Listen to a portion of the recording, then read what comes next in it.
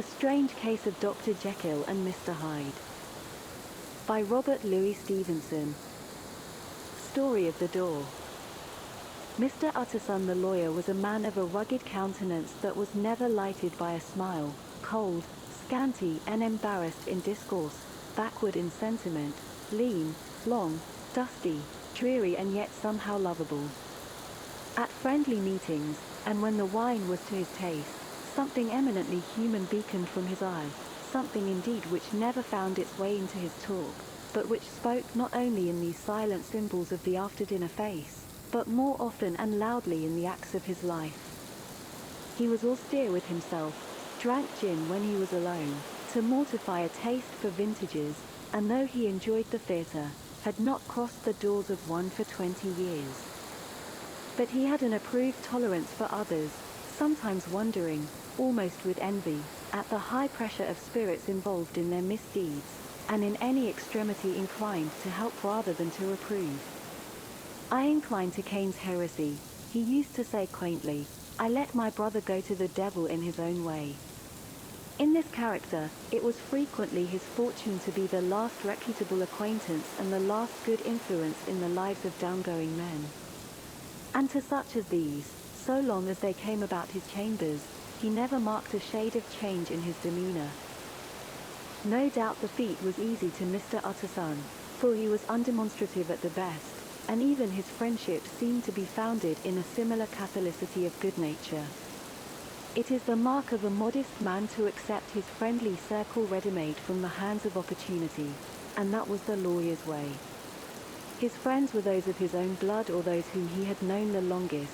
His affections, like ivy, were the growth of time, they implied no aptness in the object.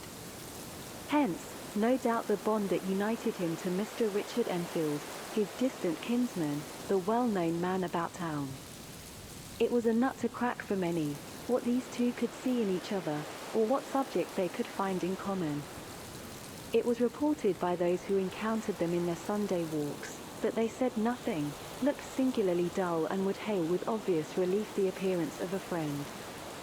For all that, the two men put the greatest store by these excursions, counted them the chief jewel of each week, and not only set aside occasions of pleasure, but even resisted the calls of business, that they might enjoy them uninterrupted. It chanced on one of these rambles that their way led them down a by-street in a busy quarter of London.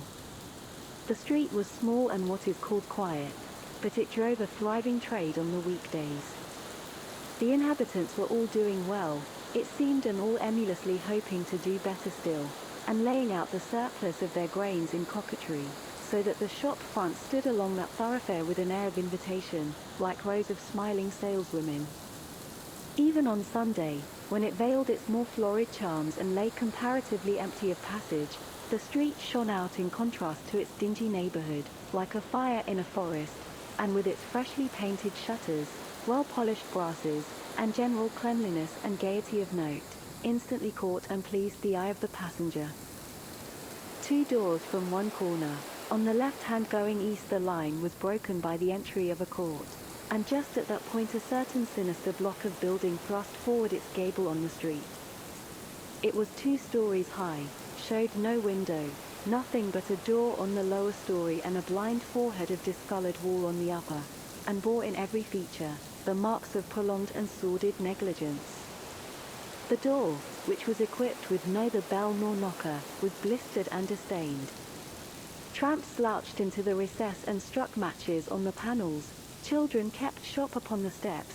The schoolboy had tried his knife on the mouldings, and for close on a generation, no one had appeared to drive away these random visitors or to repair their ravages. Mr. Enfield and the lawyer were on the other side of the by-street, but when they came abreast of the entry, the former lifted up his cane and pointed. "Did you ever remark that door?"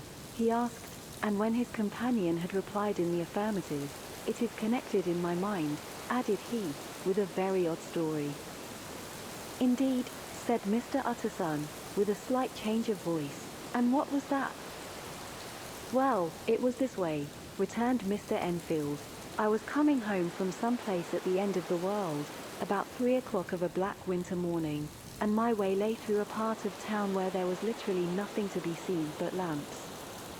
Street after street, and all the folks asleep, street after street, all lighted up as if for a procession, and all as empty as a church, till at last I got into that state of mind when a man listens and begins to long for the sight of a policeman. All at once, I saw two figures, one a little man who was stumping along eastward at a good walk, and the other a girl of maybe 8 or 10 who was running as hard as she was able down a cross street.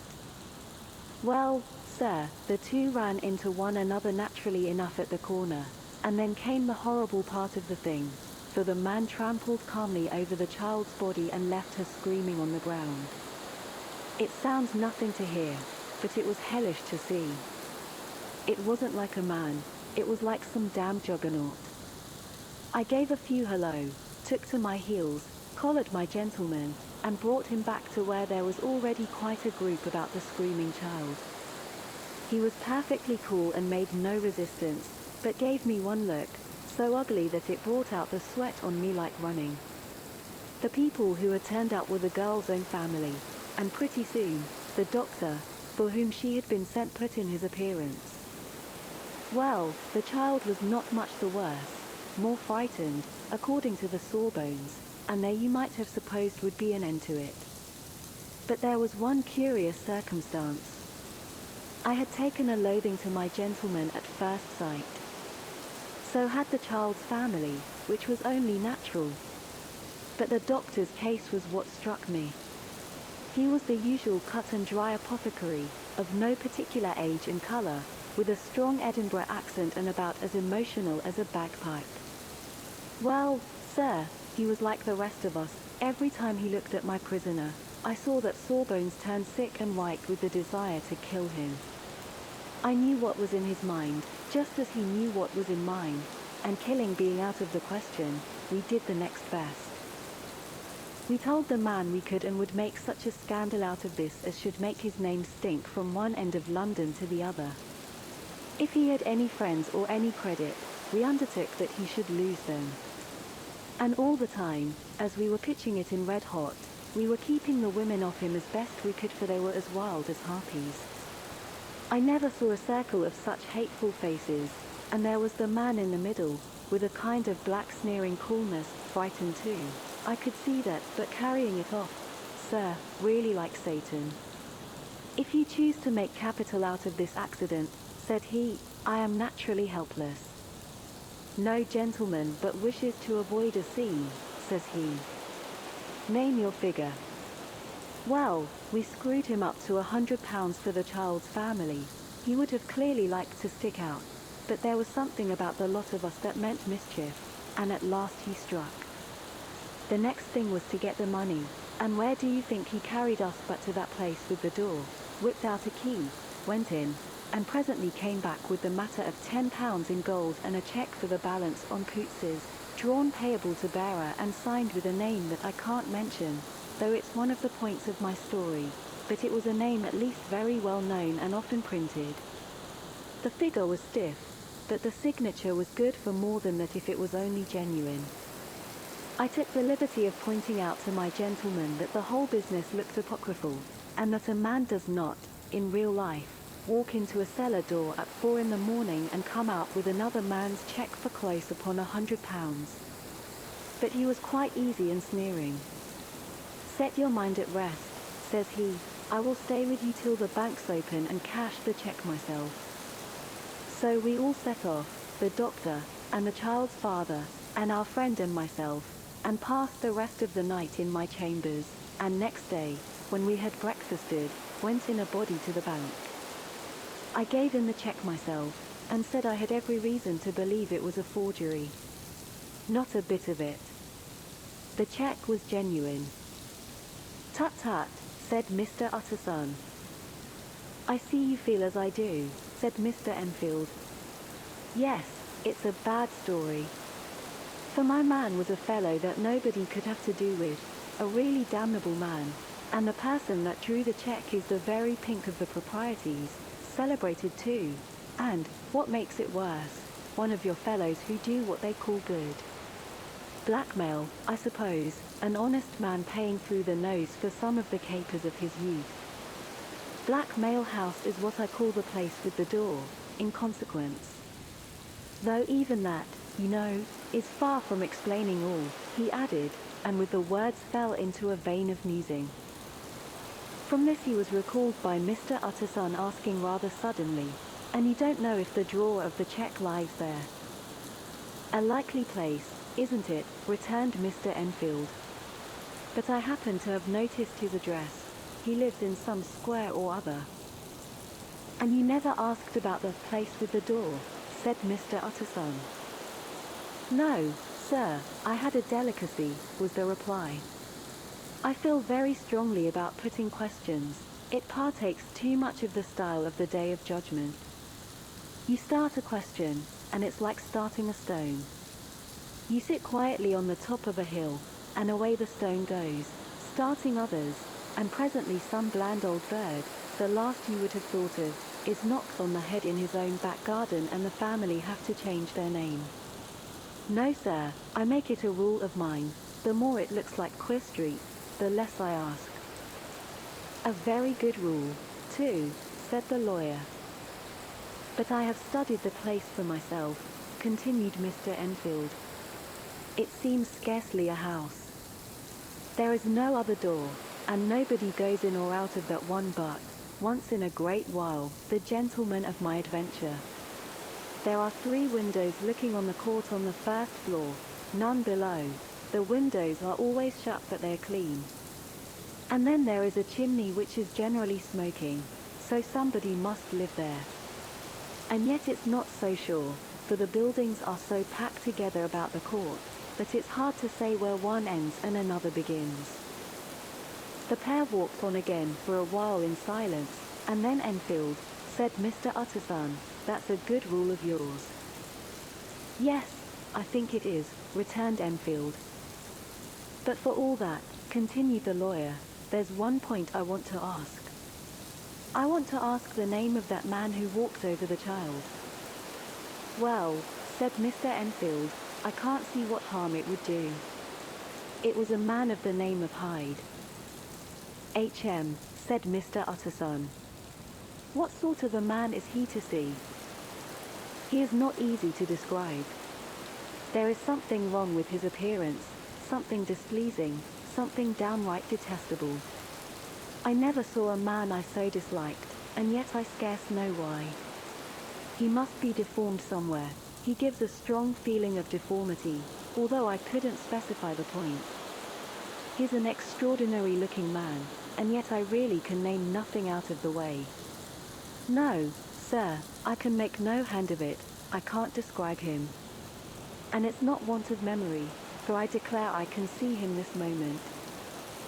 Mr. Utterson again walked some way in silence and obviously under a weight of consideration. "You are sure he used a key?" he inquired at last. "My dear sir," began Enfield, surprised out of himself. "Yes, I know," said Utterson, "I know it must seem strange.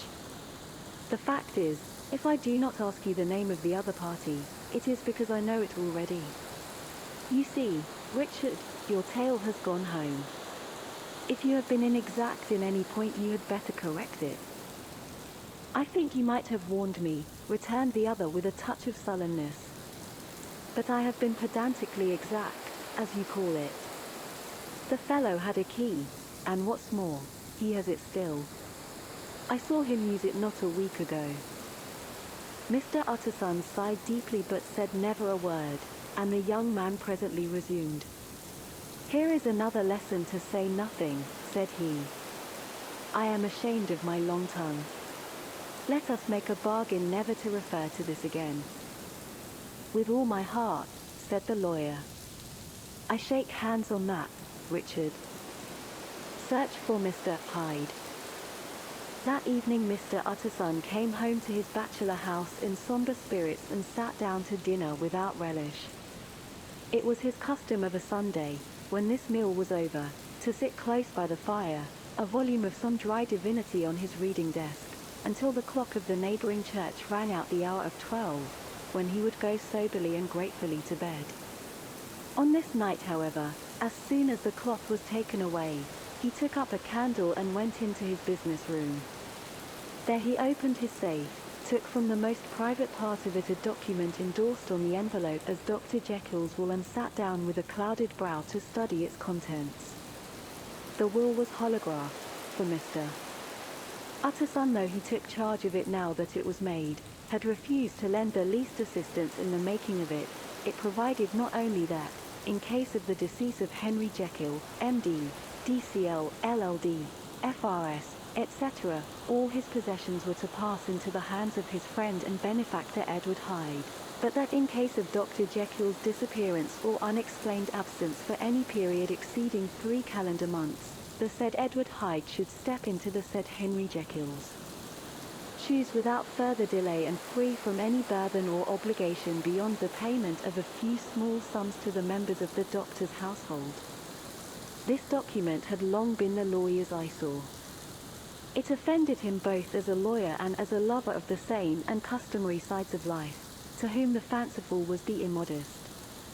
And hitherto it was his ignorance of Mr. Hyde that had swelled his indignation. Now, by a sudden turn, it was his knowledge. It was already bad enough when the name was but a name of which he could learn no more. It was worse when it began to be clothed upon with detestable attributes, and out of the shifting, insubstantial mists that had so long baffled his eye, there leaped up the sudden, definite presentment of a fiend. "I thought it was madness," he said, as he replaced the obnoxious paper in the safe, "and now I begin to fear it is disgrace." With that he blew out his candle, put on a greatcoat, and set forth in the direction of Cavendish Square, that citadel of medicine, where his friend, the great Dr. Lanyon, had his house and received his crowding patients. If anyone knows, it will be Lanyon, he had thought. The solemn butler knew and welcomed him. He was subjected to no stage of delay, but ushered direct from the door to the dining room where Dr. Lanyon sat alone over his wine. This was a hearty, healthy, dapper, red-faced gentleman, with a shock of hair prematurely white, and a boisterous and decided manner. At sight of Mr. Utterson, he sprang up from his chair and welcomed him with both hands. The geniality, as was the way of the man, was somewhat theatrical to the eye, but it reposed on genuine feeling. For these two were old friends, old mates both at school and college, both thorough respecters of themselves and of each other, and what does not always follow, men who thoroughly enjoyed each other's company. After a little rambling talk, the lawyer led up to the subject which so disagreeably preoccupied his mind. "I suppose, Lanyon," said he, "you and I must be the two oldest friends that Henry Jekyll has." "I wish the friends were younger," chuckled Dr. Lanyon. "But I suppose we are." "And what of that?" "I see little of him now." "Indeed," said Utterson. "I thought you had a bond of common interest." "We had," was the reply. "But it is more than 10 years since Henry Jekyll became too fanciful for me. He began to go wrong in mind, and though of course I continue to take an interest in him for old sake's sake, as they say, I see, and I have seen devilish little of the man." "Such unscientific balderdash," added the doctor, flushing suddenly purple, "would have estranged Damon and Pythias." This little spirit of temper was somewhat of a relief to Mr. Utterson. They have only differed on some point of science, he thought, and being a man of no scientific passions, except in the matter of conveyancing, he even added, "It is nothing worse than that." He gave his friend a few seconds to recover his composure, and then approached the question he had come to put. "Did you ever come across a protégé of his, one Hyde?" he asked. "Hyde," repeated Lanyon. "No. Never heard of him. Since my time." That was the amount of information that the lawyer carried back with him to the great, dark bed on which he tossed to and fro, until the small hours of the morning began to grow large. It was a night of little ease to his toiling mind, toiling in mere darkness and besieged by questions. 6 o'clock struck on the bells of the church that was so conveniently near to Mr. Utterson's dwelling, and still he was digging at the problem. Hitherto it had touched him on the intellectual side alone, but now his imagination also was engaged, or rather enslaved, and as he lay and tossed in the gross darkness of the night and the curtained room, Mr. Enfield's tale went by before his mind in a scroll of lighted pictures.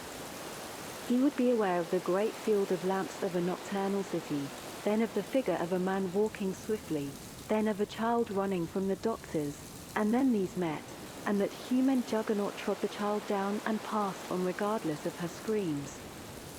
Or else he would see a room in a rich house, where his friend lay asleep, dreaming and smiling at his dreams, and then the door of that room would be opened, the curtains of the bed plucked apart, the sleeper recalled, and lo!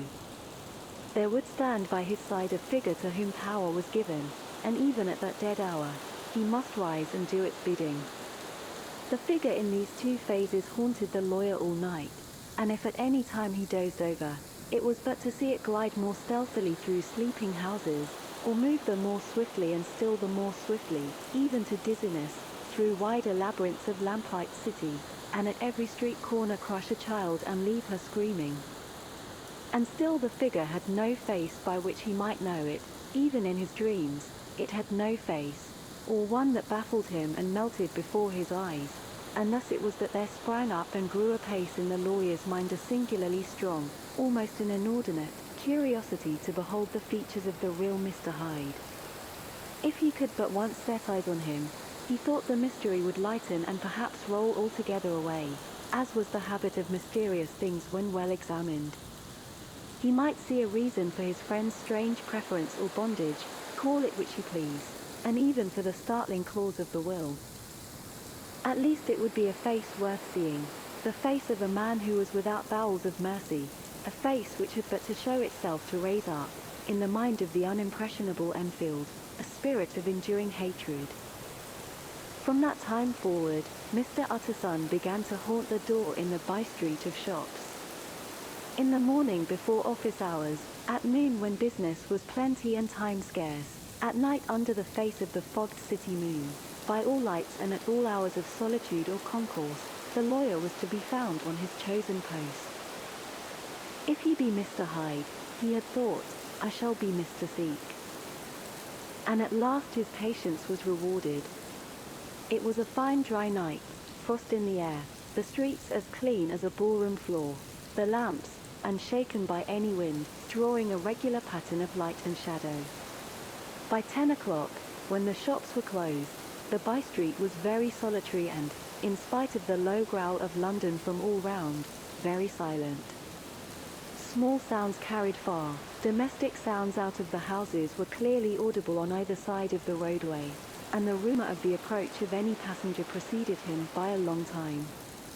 Mr. Utterson had been some minutes at his post, when he was aware of an odd light footstep drawing near. In the course of his nightly patrols, he had long grown accustomed to the quaint effect with which the footfalls of a single person, while he is still a great way off, suddenly spring out distinct from the vast hum and clatter of the city. Yet his attention had never before been so sharply and decisively arrested, and it was with a strong, superstitious prevision of success that he withdrew into the entry of the court. The steps drew swiftly nearer, and swelled out suddenly louder as they turned the end of the street. The lawyer, looking forth from the entry, could soon see what manner of man he had to deal with. He was small and very plainly dressed, and the look of him, even at that distance, went somehow strongly against the watcher's inclination. But he made straight for the door, crossing the roadway to save time, and as he came, he drew a key from his pocket like one approaching home. Mr. Utterson stepped out and touched him on the shoulder as he passed. Mr. Hyde, I think. At least it would be a face worth seeing, the face of a man. Mr. Hyde shrank back with a hissing intake of the breath. But his fear was only momentary, and though he did not look the lawyer in the face, he answered coolly enough, "That is my name." "What do you want?" "I see you are going in," returned the lawyer. I am an old friend of Dr. Jekyll's, Mr. Utterson of Gaunt Street. You must have heard of my name, and meeting you so conveniently, I thought you might admit me. You will not find Dr. Jekyll. He is from home, replied Mr. Hyde, blowing in the key.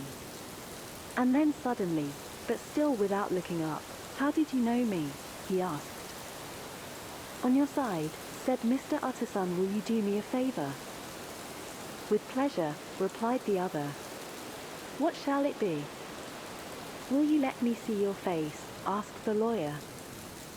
Mr. Hyde appeared to hesitate, and then, as if upon some sudden reflection, fronted about with an air of defiance, and the pair stared at each other pretty fixedly for a few seconds.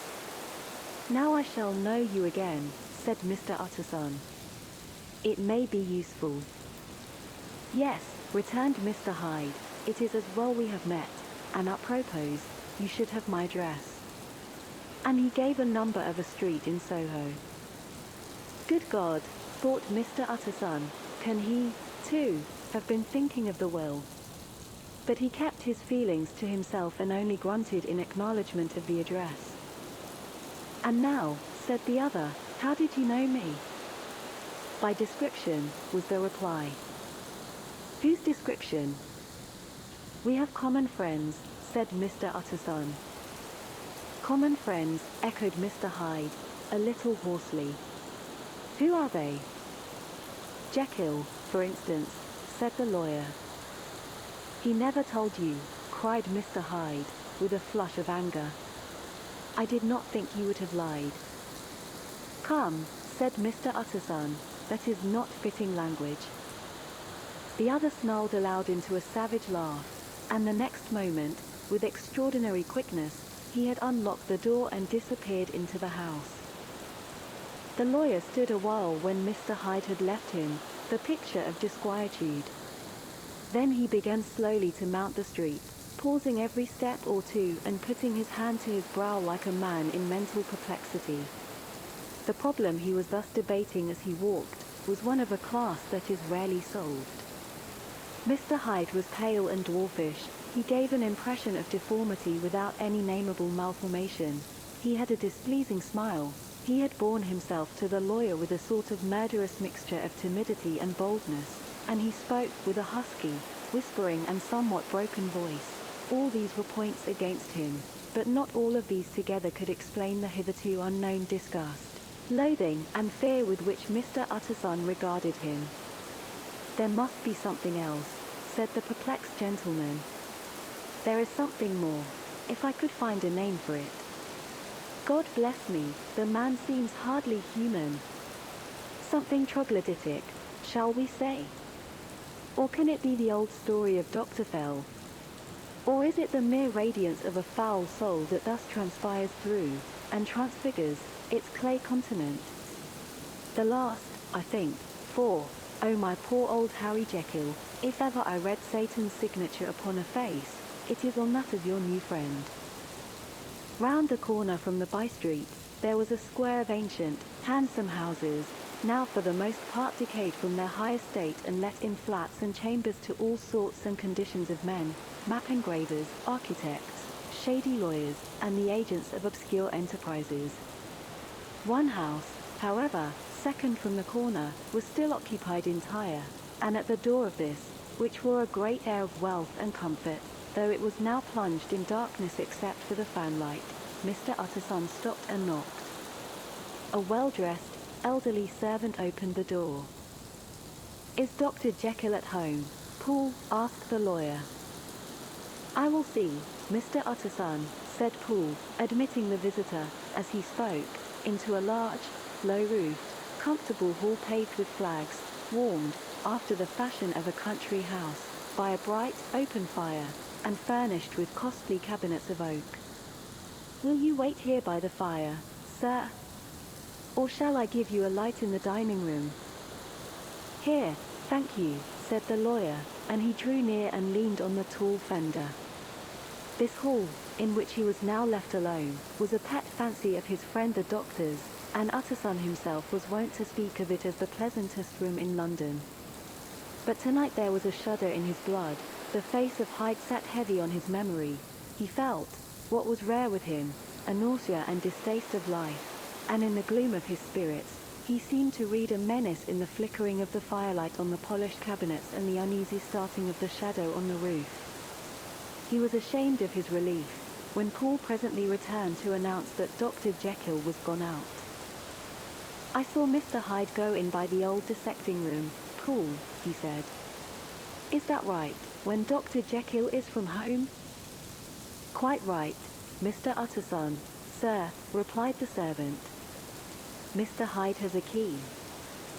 "Your master seems to repose a great deal of trust in that young man, Paul," resumed the other musingly. "Yes, sir, he does indeed," said Paul. "We have all orders to obey him." "I do not think I ever met Mr. Hyde," asked Utterson. "Oh, dear no, sir. He never dines here," replied the butler. "Indeed, we see very little of him on this side of the house. He mostly comes and goes by the laboratory." "Well, good night, Paul." "Good night, Mr. Utterson." And the lawyer set out homeward with a very heavy heart. "Poor Harry Jekyll," he thought, "my mind misgives me he is in deep waters. He was wild when he was young, a long while ago to be sure, but in the law of God, there is no statute of limitations. It must be that, the ghost of some old sin, the cancer of some concealed disgrace, punishment coming, pediclordo, years after memory has forgotten and self-love condoned the fault." And the lawyer, scared by the thought, brooded a while on his own past, groping in all the corners of memory, lest by chance some jack-in-the-box of an old iniquity should leap to light there. His past was fairly blameless. Few men could read the rolls of their life with less apprehension, yet he was humbled to the dust by the many ill things he had done, and raised up again into a sober and fearful gratitude by the many he had come so near to doing yet avoided. And then by a return on his former subject, he conceived a spark of hope. This Master Hyde, if he were studied, thought he, must have secrets of his own, black secrets, by the look of him, secrets compared to which poor Jekyll's worst would be like sunshine. Things cannot continue as they are. It turns me cold to think of this creature stealing like a thief to Harry's bedside. Poor Harry, what awakening! And the danger of it, for if this Hyde suspects the existence of the world, he may grow impatient to inherit.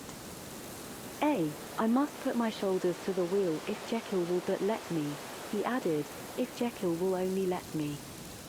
For once more he saw before his mind's eye, as clear as transparency, the strange causes of the world. Dr. Jekyll was quite at ease. A fortnight later, by excellent good fortune, the doctor gave one of his pleasant dinners to some 5 or 6 old cronies, all intelligent, reputable men and all judges of good wine, and Mr. Utterson so contrived that he remained behind after the others had departed.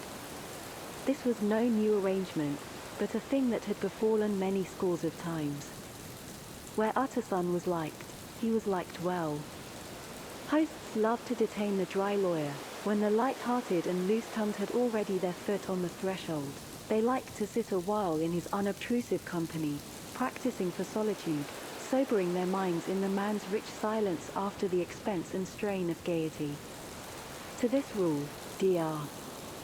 Jekyll was no exception, and as he now sat on the opposite side of the fire, a large, well-made, smooth-faced man of 50, with something of a slyish cast perhaps, but every mark of capacity and kindness, you could see by his looks that he cherished for Mr. Utterson a sincere and warm affection. "I have been wanting to speak to you, Jekyll," began the latter. "You know that will of yours." A close observer might have gathered that the topic was distasteful, but the doctor carried it off gaily. "My poor Utterson," said he, "you are unfortunate in such a client. I never saw a man so distressed as you were by my will, unless it were that hide-bound pedant, Lanyon, at what he called my scientific heresies. Oh, I know he's a good fellow, you needn't frown, an excellent fellow, and I always mean to see more of him, but a hide-bound pedant for all that, an ignorant, blatant pedant. I was never more disappointed in any man than Lanyon. You know I never approved of it, pursued Utterson, ruthlessly disregarding the fresh topic. My will? Yes, certainly, I know that, said the doctor, a trifle sharply. You have told me so. Well, I tell you so again, continued the lawyer. I have been learning something of young Hyde. The large handsome face of Dr. Jekyll grew pale to the very lips, and there came a blackness about his eyes. I do not care to hear more, said he. This is a matter I thought we had agreed to drop. What I heard was abominable, said Utterson. It can make no change. You do not understand my position, returned the doctor, with a certain incoherency of manner. I am painfully situated, Utterson. My position is a very strange one. It is one of those affairs that cannot be mended by talking. Jekyll, said Utterson, you know me. I am a man to be trusted. Make a clean breast of this in confidence, and I make no doubt I can get you out of it. My good Utterson, said the doctor, this is very good of you. This is downright good of you, and I cannot find words to thank you in. I believe you fully. I would trust you before any man alive, before myself, if I could make the choice. But indeed it isn't what you fancy. It is not as bad as that, and just to put your good heart at rest, I will tell you one thing. The moment I choose, I can be rid of Mr. Hyde. I give you my hand upon that, and I thank you again and again, and I will just add one little word, Utterson, that I'm sure you'll take in good part. This is a private matter, and I beg of you to let it sleep. Utterson reflected a little, looking in the fire.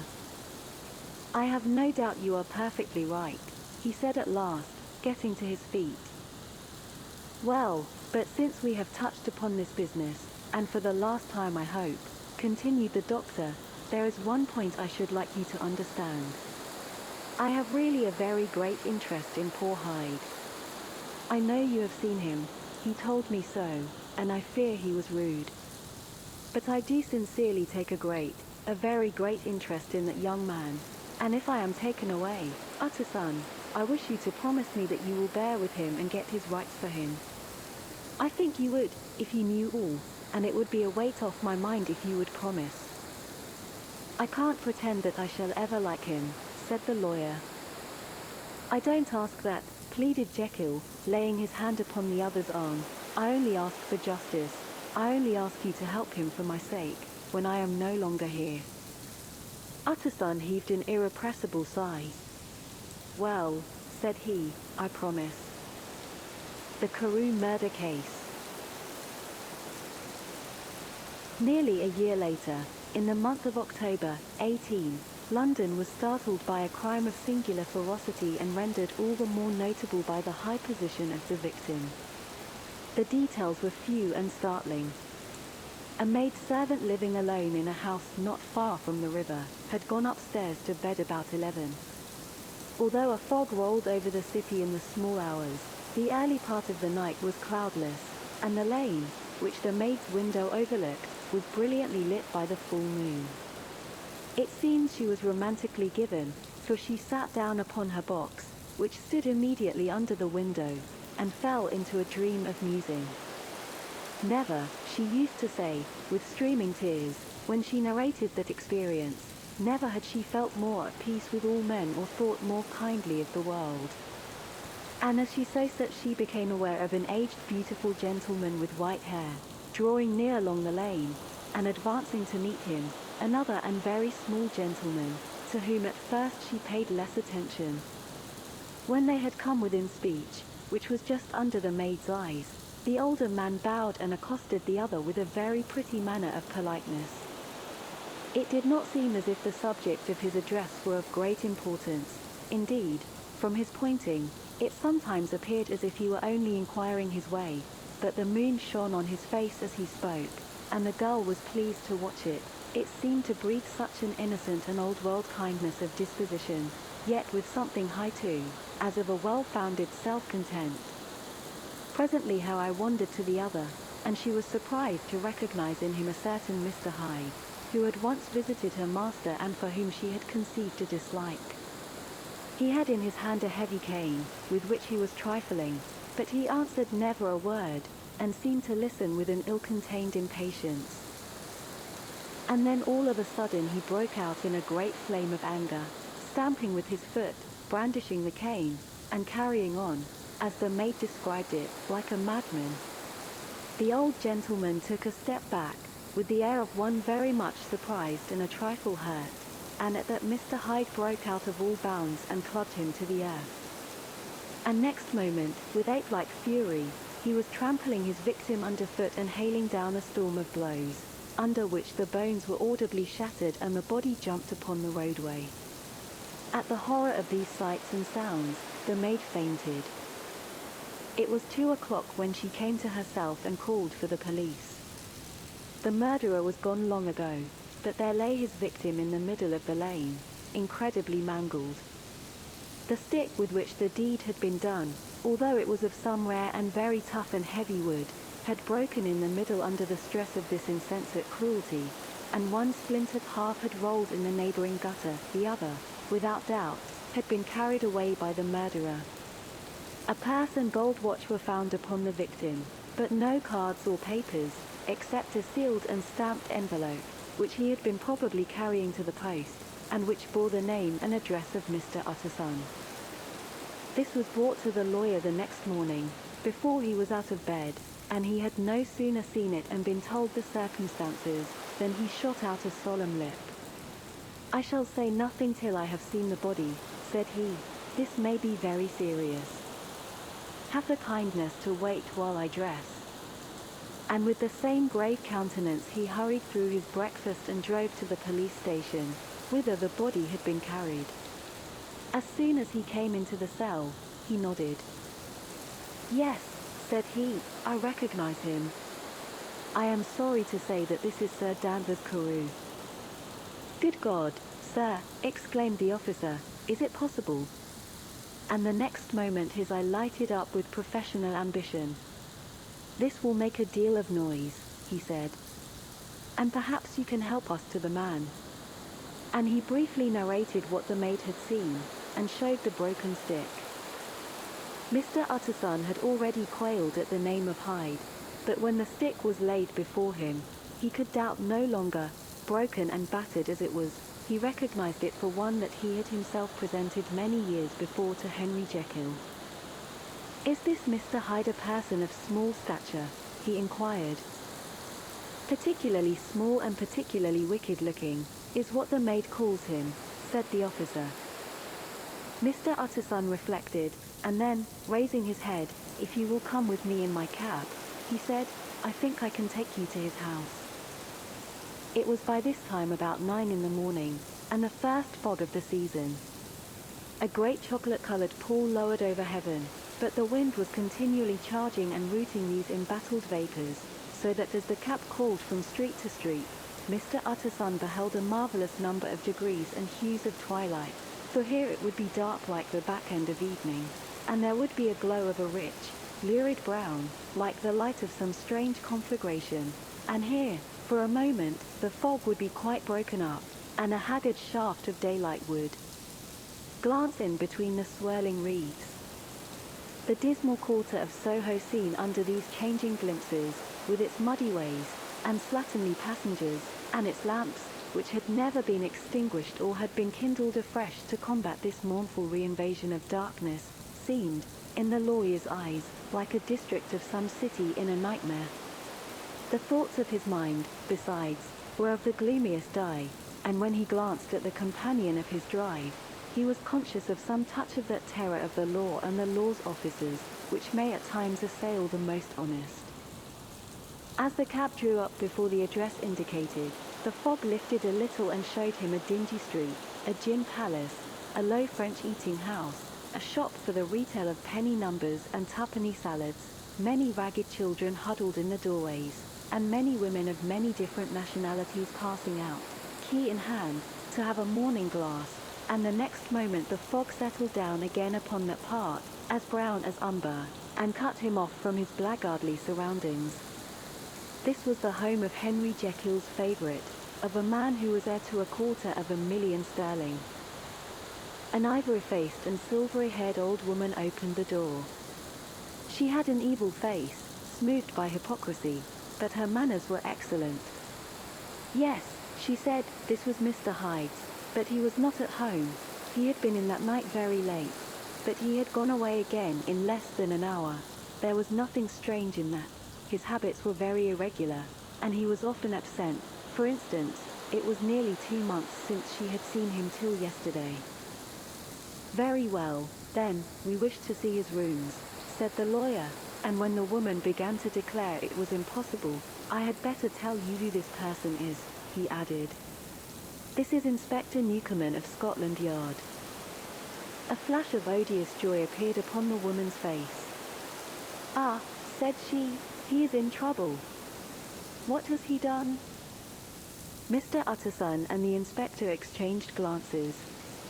He don't seem a very popular character, observed the latter. And now, my good woman, just let me and this gentleman have a look about us. In the whole extent of the house, which but for the old woman remained otherwise empty, Mr. Hyde had only used a couple of rooms, but these were furnished with luxury and good taste. A closet was filled with wine, the plate was of silver, the napery elegant, a good picture hung upon the walls, a gift, as Utterson supposed, from Henry Jekyll, who was much of a connoisseur, and the carpets were of many plies and agreeable in colour. At this moment, however, the rooms bore every mark of having been recently and hurriedly ransacked. Clothes lay about the floor, with their pockets inside out, lock-fast drawers stood open, and on the hearth there lay a pile of grey ashes, as though many papers had been burned. From these embers the inspector disinterred the butt end of a green cheque-book, which had resisted the action of the fire. The other half of the stick was found behind the door, and as this clinched his suspicions, the officer declared himself delighted. A visit to the bank, where several £1,000s were found to be lying to the murderer's credit, completed his gratification. You may depend upon it, sir, he told Mr. Utterson, I have him in my hand. He must have lost his head, or he never would have left the stick or, above all, burned the cheque-book. Why, money's life to the man. We have nothing to do but wait for him at the bank, and get out the handbills. This last, however, was not so easy of accomplishment, for Mr. Hyde had numbered few familiars. Even the master of the servant maid had only seen him twice. His family could nowhere be traced. He had never been photographed, and the few who could describe him differed widely, as common observers will. Only on one point were they agreed, and that was the haunting sense of unexpressed deformity with which the fugitive impressed his beholders. Incident of the letter.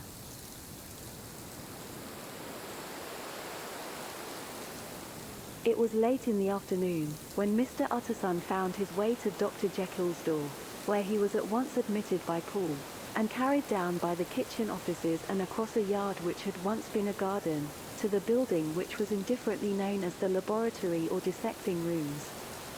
The doctor had bought the house from the heirs of a celebrated surgeon, and his own tastes being rather chemical than anatomical, had changed the destination of the block at the bottom of the garden. It was the first time that the lawyer had been received in that part of his friend's quarters, and he eyed the dingy, windowless structure with curiosity, and gazed round with a distasteful sense of strangeness as he crossed the theatre, once crowded with eager students and now lying gaunt and silent, the tables laden with chemical apparatus, the floor strewn with crates and littered with packing straw, and the light falling dimly through the foggy cupola. At the further end, a flight of stairs mounted to a door covered with red baize, and through this, Mr. Utterson was at last received into the doctor's cabinet. It was a large room fitted round with glass presses, furnished, among other things, with a cheval glass and a business table, and looking out upon the court by 3 dusty windows barred with iron. The fire burned in the grate, a lamp was set lighted on the chimney shelf, for even in the houses the fog began to lie thickly, and there, close up to the warmth, sat Dr. Jekyll, looking deathly sick. He did not rise to meet his visitor, but held out a cold hand and bade him welcome in a changed voice. "And now," said Mr. Utterson, as soon as Paul had left them, "you have heard the news?" The doctor shuddered. "They were crying it in the square," he said. "I heard them in my dining room." "One word," said the lawyer. "Carew was my client, but so are you, and I want to know what I am doing. You have not been mad enough to hide this fellow." "Utterson, I swear to God," cried the doctor, "I swear to God I will never set eyes on him again. I bind my honor to you that I am done with him in this world. It is all at an end. And indeed he does not want my help. You do not know him as I do. He is safe. He is quite safe. Mark my words, he will never more be heard of." The lawyer listened gloomily. He did not like his friend's feverish manner. "You seem pretty sure of him," said he, "and for your sake, I hope you may be right. If it came to a trial, your name might appear." "I am quite sure of him," replied Jekyll. "I have grounds for certainty that I cannot share with anyone. But there is one thing on which you may advise me. I have received a letter, and I am at a loss whether I should show it to the police. I should like to leave it in your hands, Utterson. You would judge wisely, I am sure. I have so great a trust in you." "You fear, I suppose, that it might lead to his detection?" asked the lawyer. "No," said the other. "I cannot say that I care what becomes of Hyde. I am quite done with him. I was thinking of my own character, which this hateful business has rather exposed." Utterson ruminated a while. He was surprised at his friend's selfishness, and yet relieved by it. "Well," said he, at last, "let me see the letter." The letter was written in an odd, upright hand and signed Edward Hyde, and it signified, briefly enough, that the writer's benefactor, Dr. Jekyll, whom he had long so unworthily repaid for 1,000 generosities, need labor under no alarm for his safety, as he had means of escape on which he placed a sure dependence. The lawyer liked this letter well enough. It put a better color on the intimacy than he had looked for, and he blamed himself for some of his past suspicions. "Have you the envelope?" he asked. "I burned it," replied Jekyll, "before I thought what I was about. But it bore no postmark. The note was handed in." "Shall I keep this and sleep upon it?" asked Utterson. "I wish you to judge for me entirely," was the reply. "I have lost confidence in myself." "Well, I shall consider," returned the lawyer. "And now one word more. It was Hyde who dictated the terms in your will about that disappearance?" The doctor seemed seized with a qualm of faintness. He shut his mouth tight and nodded. "I knew it," said Utterson. "He meant to murder you. You had a fine escape." "I have had what is far more to the purpose," returned the doctor solemnly. "I have had a lesson, oh God, Utterson, what a lesson I have had." And he covered his face for a moment with his hands. On his way out, the lawyer stopped and had a word or two with Paul. "By the by," said he, "there was a letter handed in today. What was the messenger like?" But Paul was positive nothing had come except by post, and only circulars by that, he added. This news sent off the visitor with his fears renewed. Plainly the letter had come by the laboratory door. Possibly, indeed, it had been written in the cabinet, and if that were so, it must be differently judged, and handled with the more caution. The newsboys, as he went, were crying themselves hoarse along the footways. Special edition. Shocking murder of an MP. That was the funeral oration of one friend and client, and he could not help a certain apprehension lest the good name of another should be sucked down in the eddy of the scandal. It was, at least, a ticklish decision that he had to make, and self-reliant as he was by habit, he began to cherish a longing for advice. It was not to be had directly, but perhaps, he thought, it might be fished for. Presently after, he sat on one side of his own hearth, with Mr. Guest, his head clerk, upon the other, and midway between, at a nicely calculated distance from the fire, a bottle of a particular old wine that had long dwelt unsunned in the foundations of his house. The fog still slept on the wing above the drowned city, where the lamps glimmered like carbuncles, and through the muffle and smother of these fallen clouds, the procession of the town's life was still rolling in through the great arteries with a sound as of a mighty wind. But the realm was gay with firelight. In the bottle the acids were long ago resolved, the imperial dye had softened with time, as the color grows richer in stained windows, and the glow of hot autumn afternoons on hillside vineyards was ready to be set free and to disperse the fogs of London. Insensibly the lawyer melted. There was no man from whom he kept fewer secrets than Mr. Guest, and he was not always sure that he kept as many as he meant. Guest had often been on business to the doctor's. He knew Paul. He could scarce have failed to hear of Mr. Hyde's familiarity about the house. He might draw conclusions. Was it not as well, then, that he should see a letter which put that mystery to right? And above all, since Guest, being a great student and critic of handwriting, would consider the step natural and obliging. The clerk, besides, was a man of counsel. He could scarce read so strange a document without dropping a remark, and by that remark Mr. Utterson might shape his future course. "This is a sad business about Sir Danvers," he said.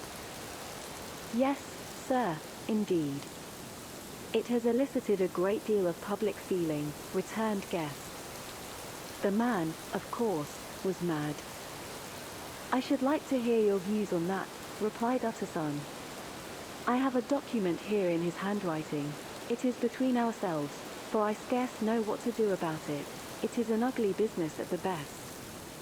But there it is, quite in your way, a murderer's autograph." Guest's eyes brightened, and he sat down at once and studied it with passion.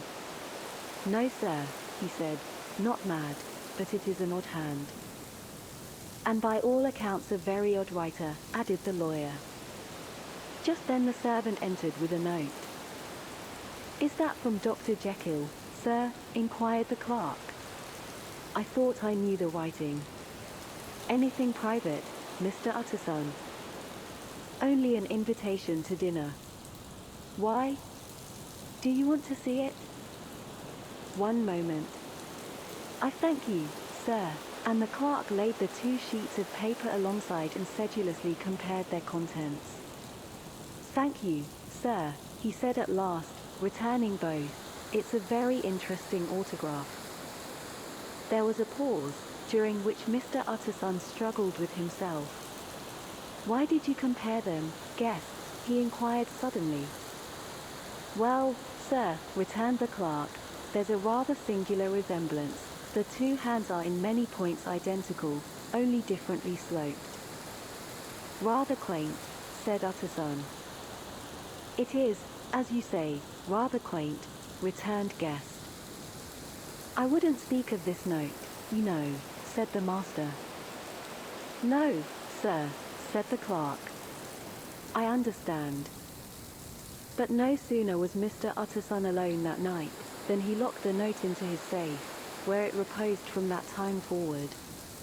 What, he thought, Henry Jekyll forged for a murderer? And his blood ran cold in his veins. Incident of Dr. Lanyon. Time ran on. Thousands of pounds were offered in reward, for the death of Sir Danvers was resented as a public injury, but Mr. Hyde had disappeared out of the ken of the police as though he had never existed. Much of his past was unearthed. Indeed, and all disreputable tales came out of the man's cruelty, at once so callous and violent, of his vile life, of his strange associates, of the hatred that seemed to have surrounded his career, but of his present whereabouts, not a whisper. From the time he had left the house in Soho on the morning of the murder, he was simply blotted out, and gradually, as time drew on, Mr. Utterson began to recover from the hotness of his alarm, and to grow more at quiet with himself. The death of Sir Danvers was, to his way of thinking, more than paid for by the disappearance of Mr. Hyde. Now that that evil influence had been withdrawn, a new life began for Dr. Jekyll. He came out of his seclusion, renewed relations with his friends, became once more their familiar guest and entertainer, and whilst he had always been known for charities, he was now no less distinguished for religion. He was busy, he was much in the open air, he did good, his face seemed to open and brighten, as if with an inward consciousness of service, and for more than 2 months, the doctor was at peace. On the 8th of January, Utterson had dined at the doctor's with a small party. Lanyon had been there, and the face of the host had looked from one to the other as in the old days when the trio were inseparable friends. On the 12th, and again on the 14th, the door was shut against the lawyer. The doctor was confined to the house, Paul said, and saw no one. On the 15th, he tried again, and was again refused, and having now been used for the last 2 months to see his friend almost daily, he found this return of solitude to weigh upon his spirits. The 5th night he had in guests to dine with him, and the 6th he betook himself to Dr. Lanyon's. There at least he was not denied admittance, but when he came in, he was shocked at the change which had taken place in the doctor's appearance. He had his death warrant written legibly upon his face. The rosy man had grown pale, his flesh had fallen away, he was visibly balder and older, and yet it was not so much these tokens of a swift physical decay that arrested the lawyer's notice, as a look in the eye and quality of manner that seemed to testify to some deep-seated terror of the mind. It was unlikely that the doctor should fear death, and yet that was what Utterson was tempted to suspect. Yes, he thought, he is a doctor, he must know his own state and that his days are counted, and the knowledge is more than he can bear. And yet when Utterson remarked on his ill looks, it was with an air of great firmness that Lanyon declared himself a doomed man. "I have had a shock," he said, "and I shall never recover. It is a question of weeks. Well, life has been pleasant, I liked it, yes, sir, I used to like it. I sometimes think if we knew all, we should be more glad to get away." "Jekyll is ill, too," observed Utterson. "Have you seen him?" But Lanyon's face changed, and he held up a trembling hand. "I wish to see or hear no more of Dr. Jekyll," he said in a loud, unsteady voice. "I am quite done with that person, and I beg that you will spare me any allusion to one whom I regard as dead." "Tut, tut," said Mr. Utterson, and then after a considerable pause, "Can't I do anything?" he inquired. "We are 3 very old friends, Lanyon, we shall not live to make others." "Nothing can be done," returned Lanyon, "ask himself." "He will not see me," said the lawyer. "I am not surprised at that," was the reply. "Some day, Utterson, after I am dead, you may perhaps come to learn the right and wrong of this. I cannot tell you. And in the meantime, if you can sit and talk with me of other things, for God's sake, stay and do so, but if you cannot keep clear of this accursed topic, then in God's name, go, for I cannot bear it." As soon as he got home, Utterson sat down and wrote to Jekyll, complaining of his exclusion from the house, and asking the cause of this unhappy break with Lanyon, and the next day brought him a long answer, often very pathetically worded, and sometimes darkly mysterious in drift. The quarrel with Lanyon was incurable. "I do not blame our old friend," Jekyll wrote, "but I share his view that we must never meet.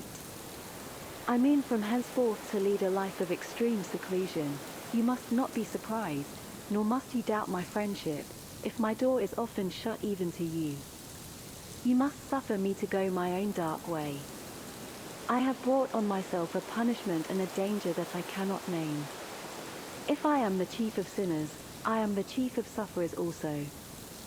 I could not think that this earth contained a place for sufferings and terrors so unmanning, and you can do but one thing, Utterson, to lighten this destiny, and that is to respect my silence." Utterson was amazed. The dark influence of Hyde had been withdrawn. The doctor had returned to his old tasks and amities. A week ago, The prospect had smiled with every promise of a cheerful and an honored age, and now in a moment, friendship, and peace of mind, and the whole tenor of his life were wrecked. So great and unprepared a change pointed to madness, but in view of Lanyon's manner and words, there must lie for it some deeper ground. A week afterwards Dr. Lanyon took to his bed, and in something less than a fortnight he was dead. The night after the funeral, at which he had been sadly affected, Utterson locked the door of his business room, and sitting there by the light of a melancholy candle, drew out and set before him an envelope addressed by the hand and sealed with the seal of his dead friend. Private, for the hands of G.J. Utterson alone, and in case of his predeceased to be destroyed unread, so it was emphatically superscribed, and the lawyer dreaded to behold the contents. I have buried one friend today, he thought. What if this should cost me another? And then he condemned the fear as a disloyalty, and broke the seal. Within there was another enclosure, likewise sealed, and marked upon the cover as not to be opened till the death or disappearance of Dr. Henry Jekyll. Utterson could not trust his eyes. Yes, it was disappearance, here again, as in the mad wool which he had long ago restored to its author. Here again were the idea of a disappearance and the name of Henry Jekyll Brackett. But in the will, that idea had sprung from the sinister suggestion of the man Hyde. It was set there with a purpose all too plain and horrible. Written by the hand of Lanyon, what should it mean?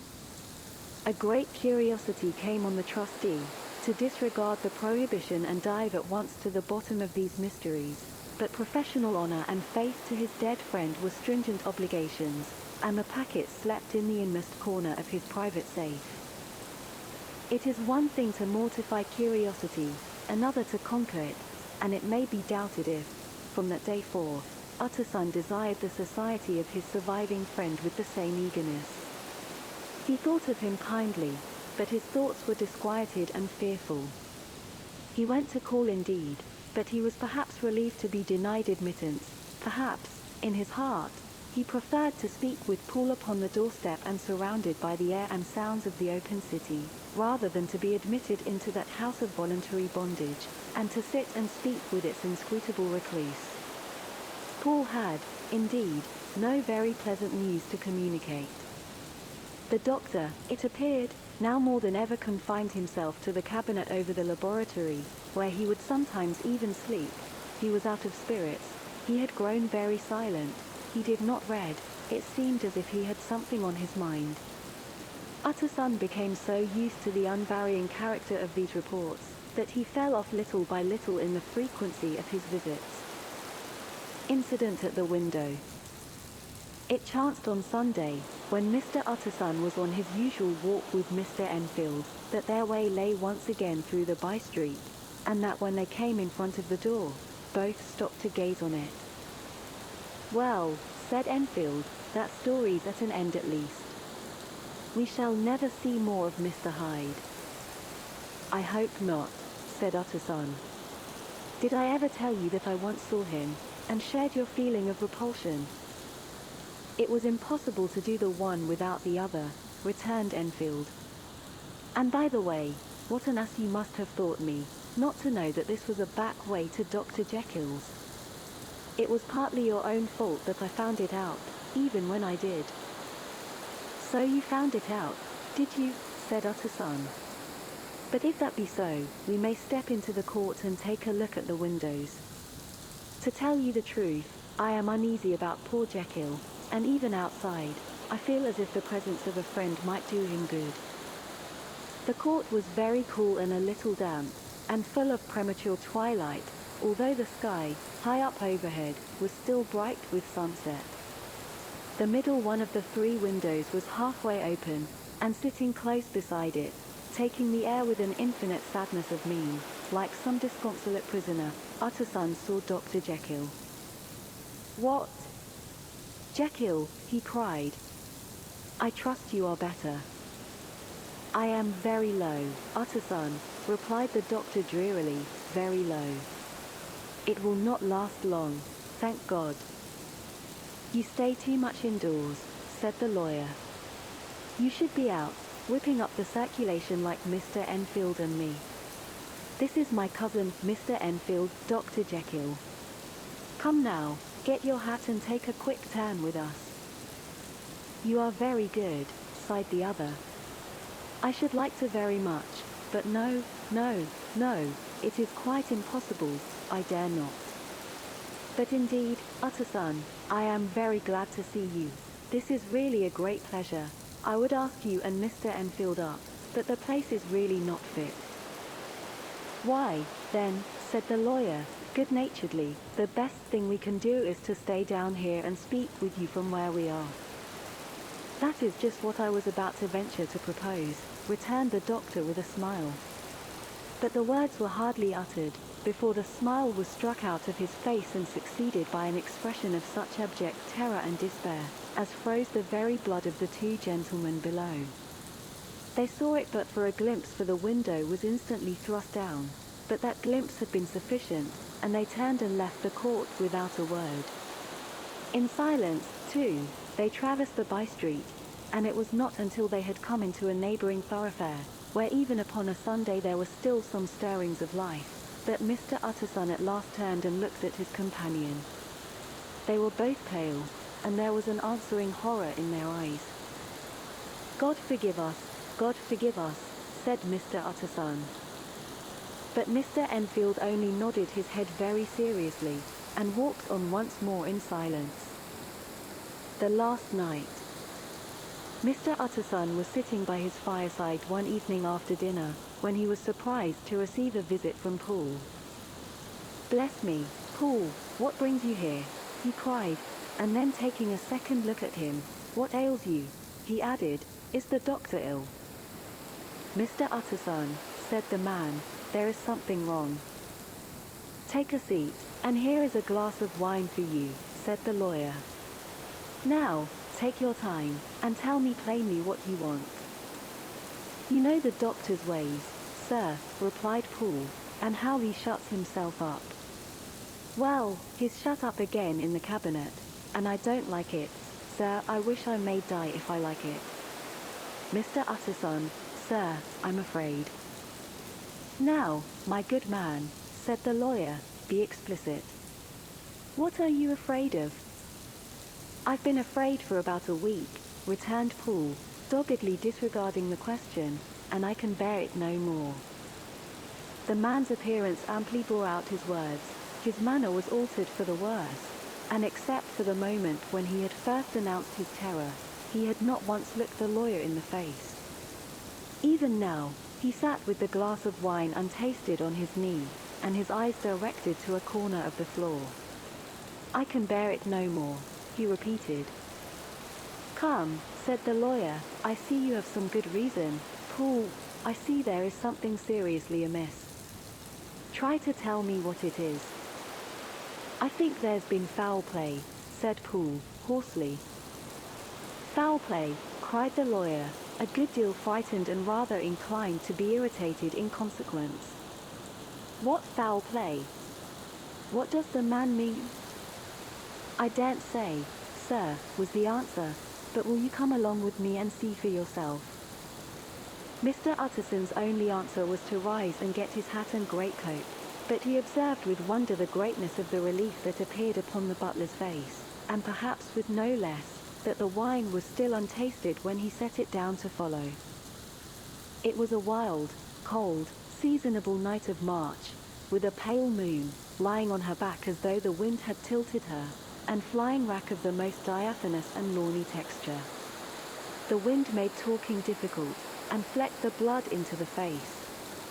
It seemed to have swept the streets unusually bare of passengers, besides, for Mr. Utterson thought he had never seen that part of London so deserted. He could have wished it otherwise. Never in his life had he been conscious of so sharp a wish to see and touch his fellow creatures, for struggle as he might, there was borne in upon his mind a crushing anticipation of calamity. The square, when they got there, was full of wind and dust, and the thin trees in the garden were lashing themselves along the railing.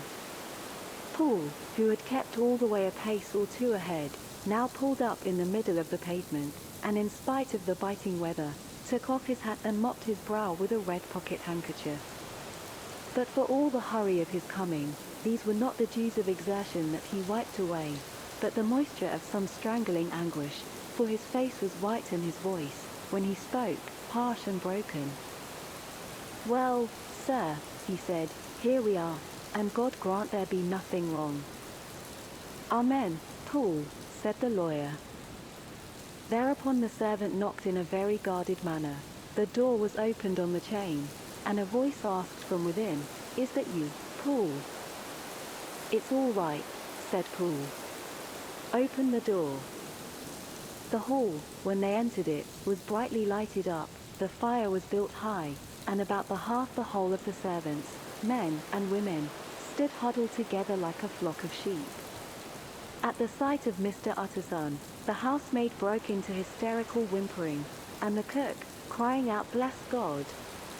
It's Mr. Utterson," ran forward as if to take him in her arms.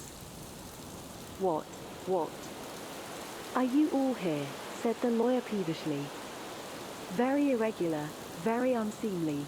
Your master would be far from pleased." "They're all afraid," said Paul. Blank silence followed, no one protesting, only the maid lifted her voice and now wept loudly.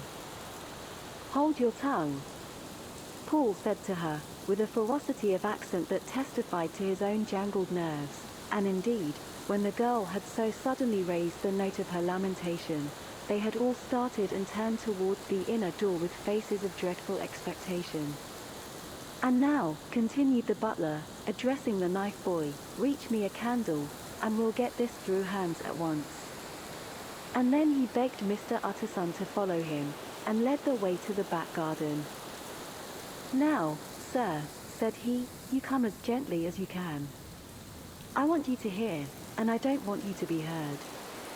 And see here, sir, if by any chance he was to ask you in, don't go."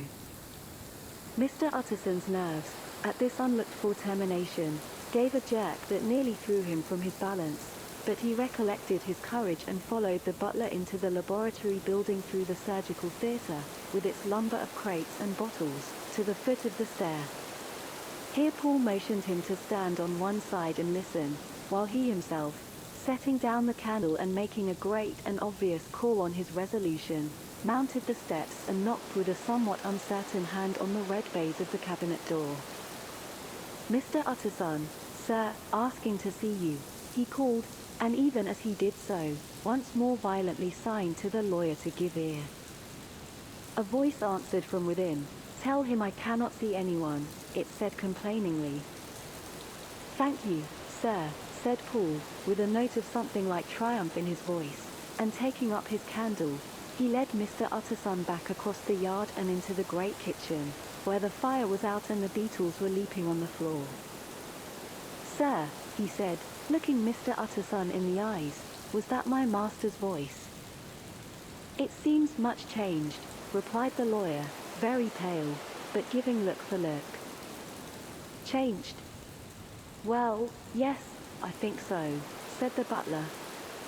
"Have I been 20 years in this man's house, to be deceived about his voice? No, sir, master's made away with. He was made away with 8 days ago, when we heard him cry out upon the name of God, and who's in there instead of him, and why it stays there, is a thing that cries to heaven, Mr. Utterson." "This is a very strange tale, Paul, this is rather a wild tale, my man," said Mr. Utterson, biting his finger. "Suppose it were as you suppose, supposing Dr. Jekyll to have been, well, murdered, what could induce the murderer to stay? That won't hold water, it doesn't commend itself to reason."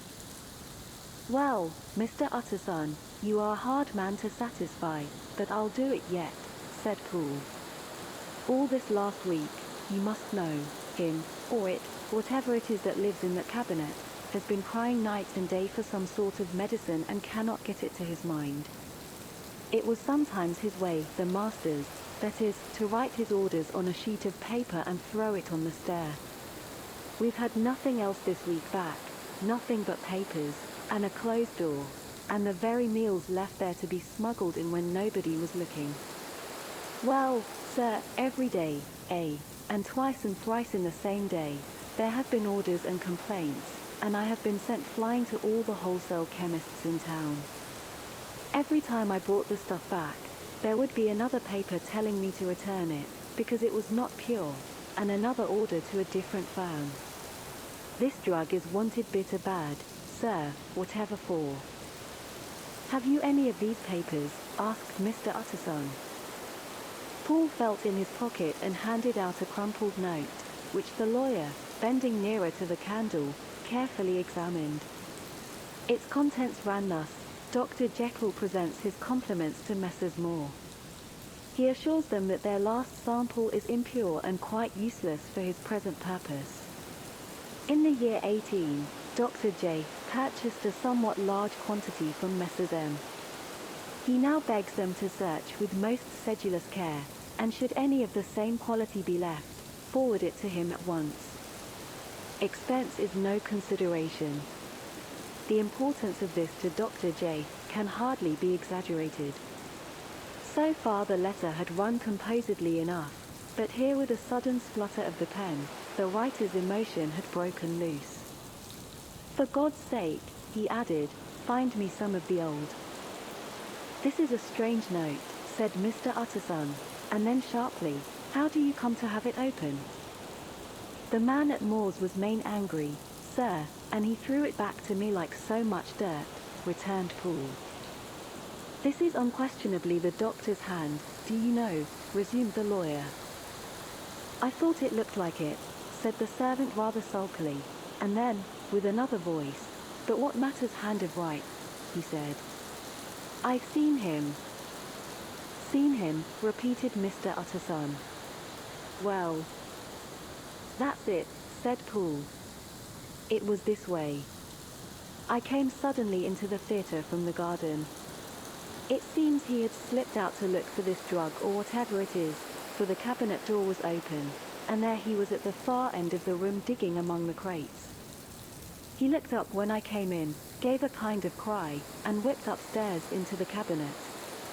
It was but for 1 minute that I saw him, but the hair stood upon my head like quills. Sir, if that was my master, why had he a mask upon his face? If it was my master, why did he cry out like a rat, and run from me? I have served him long enough. And then, the man paused and passed his hand over his face. These are all very strange circumstances, said Mr. Utterson, but I think I begin to see daylight. Your master, Paul, is plainly seized with one of those maladies that both torture and deform the sufferer, hence, for aught I know, the alteration of his voice, hence the mask and the avoidance of his friends, hence his eagerness to find this drug, by means of which the poor soul retains some hope of ultimate recovery. God grant that he be not deceived. There is my explanation. It is sad enough, Paul, and appalling to consider, but it is plain and natural, hangs well together, and delivers us from all exorbitant alarms. Sir, said the butler, turning to a sort of mottled pallor, that thing was not my master, and there's the truth. My master, here he looked round him and began to whisper, is a tall, fine build of a man, and this was more of a dwarf. Utterson attempted to protest. Oh, sir, cried Paul, do you think I do not know my master after 20 years? Do you think I do not know where his head comes to in the cabinet door, where I saw him every morning of my life? No, sir, that thing in the mask was never Dr. Jekyll, God knows what it was, but it was never Dr. Jekyll, and it is the belief of my heart that there was murder done. Paul, replied the lawyer, if you say that, it will become my duty to make certain. Much as I desire to spare your master's feelings, much as I am puzzled by this note which seems to prove him to be still alive, I shall consider it my duty to break in that door. Ah, Mr. Utterson, that's talking, cried the butler. And now comes the second question, resumed Utterson, who is going to do it? Why, you and me, sir, was the undaunted reply. That's very well said, returned the lawyer, and whatever comes of it, I shall make it my business to see you are no loser. There is an axe in the theatre, continued Poole, and you might take the kitchen poker for yourself. The lawyer took that rude but weighty instrument into his hand, and balanced it. Do you know, Poole, he said, looking up, that you and I are about to place ourselves in a position of some peril? You may say so, sir, indeed, returned the butler. It is well, then, that we should be frank, said the other. We both think more than we have said. Let us make a clean breast. This masked figure that you saw, did you recognize it? Well, sir, it went so quick, and the creature was so doubled up, that I could hardly swear to that, was the answer. But if you mean, was it Mr. Hyde? Why, yes, I think it was. You see, it was much of the same bigness, and it had the same quick, light way with it. And then who else could have got in by the laboratory door? You have not forgot, sir, that at the time of the murder he had still the key with him. But that's not all. I don't know, Mr. Utterson, if you ever met this Mr. Hyde? Yes, said the lawyer, I once spoke with him. Then you must know as well as the rest of us that there was something queer about that gentleman, something that gave a man a turn, I don't know rightly how to say it, sir, beyond this, that you felt in your marrow kind of cold and thin. I own I felt something of what you described, said Mr. Utterson. Quite so, sir, returned Poole. Well, when that masked thing like a monkey jumped from among the chemicals and whipped into the cabinet, it went down my spine like ice. Oh, I know it's not evidence, Mr. Utterson, I'm book learned enough for that, but a man has his feelings, and I give you my Bible word it was Mr. Hyde. Said the lawyer. My fears incline to the same point. Evil, I fear, founded evil was sure to come of that connection. Truly, I believe you. I believe poor Harry is killed, and I believe his murderer, for what purpose, God alone can tell, is still lurking in his victim's room. Well, let our name be Vengeance. Call Bradshaw. The footman came at the summons, very white and nervous. Pull yourself together, Bradshaw, said the lawyer. This suspense, I know, is telling upon all of you, but it is now our intention to make an end of it. Poole, here, and I are going to force our way into the cabinet. If all is well, my shoulders are broad enough to bear the blame. Meanwhile, lest anything should really be amiss, or any malefactor seek to escape by the back, you and the boy must go round the corner with a pair of good sticks and take your post at the laboratory door. We give you 10 minutes to get to your stations. As Bradshaw left, the lawyer looked at his watch. And now, Poole, let us get to ours, he said, and taking the poker under his arm, led the way into the yard. The scud had banked over the moon, and it was now quite dark. The wind, which only broke in puffs and draughts into that deep well of building, tossed the light of the candle to and fro about their steps, until they came into the shelter of the theatre, where they sat down silently to wait. London hummed solemnly all around, but nearer at hand, the stillness was only broken by the sounds of a footfall moving to and fro along the cabinet floor. So it will walk all day, sir, whispered Poole, and the better part of the night. Only when a new sample comes from the chemist, there's a bit of a break. Ah, it's an ill conscience that's such an enemy to rest. Ah, sir, there's blood foully shed in every step of it. But hark again, a little closer, put your heart in your ears, Mr. Utterson, and tell me, is that the doctor's foot? The steps fell lightly and oddly, with a certain swing, for all they went so slowly. It was different indeed from the heavy creaking tread of Henry Jekyll. Utterson sighed. Is there never anything else? He asked. Poole nodded. Once, he said. Once I heard it weeping. Weeping? How that? Said the lawyer, conscious of a sudden chill of horror. Weeping like a woman or a lost soul, said the butler. I came away with that upon my heart, that I could have wept too. But now the 10 minutes drew to an end. Paul disinterred the axe from under a stack of packing straw. The candle was set upon the nearest table to light them to the attack, and they drew near with bated breath to where that patient foot was still going up and down, in the quiet of the night. "Jekyll," cried Utterson, with a loud voice, "I demand to see you." He paused a moment, but there came no reply. "I give you fair warning, our suspicions are aroused, and I must and shall see you," he resumed, "if not by fair means, then by foul, if not of your consent, then by brute force." "Utterson," said the voice, "for God's sake, have mercy." "Ah, that's not Jekyll's voice, it's Hyde's," cried Utterson. "Down with the door, Paul." Paul swung the axe over his shoulder. The blow shook the building, and the red baize door leaped against the lock and hinges. A dismal screech, as of mere animal terror, rang from the cabinet. Up went the axe again, and again the panels crashed and the frame bounded. 4 times the blow fell, but the wood was tough and the fittings were of excellent workmanship, and it was not until the 5th that the lock burst and the wreck of the door fell inwards on the carpet. The besiegers, appalled by their own riot and the stillness that had succeeded, stood back a little and peered in.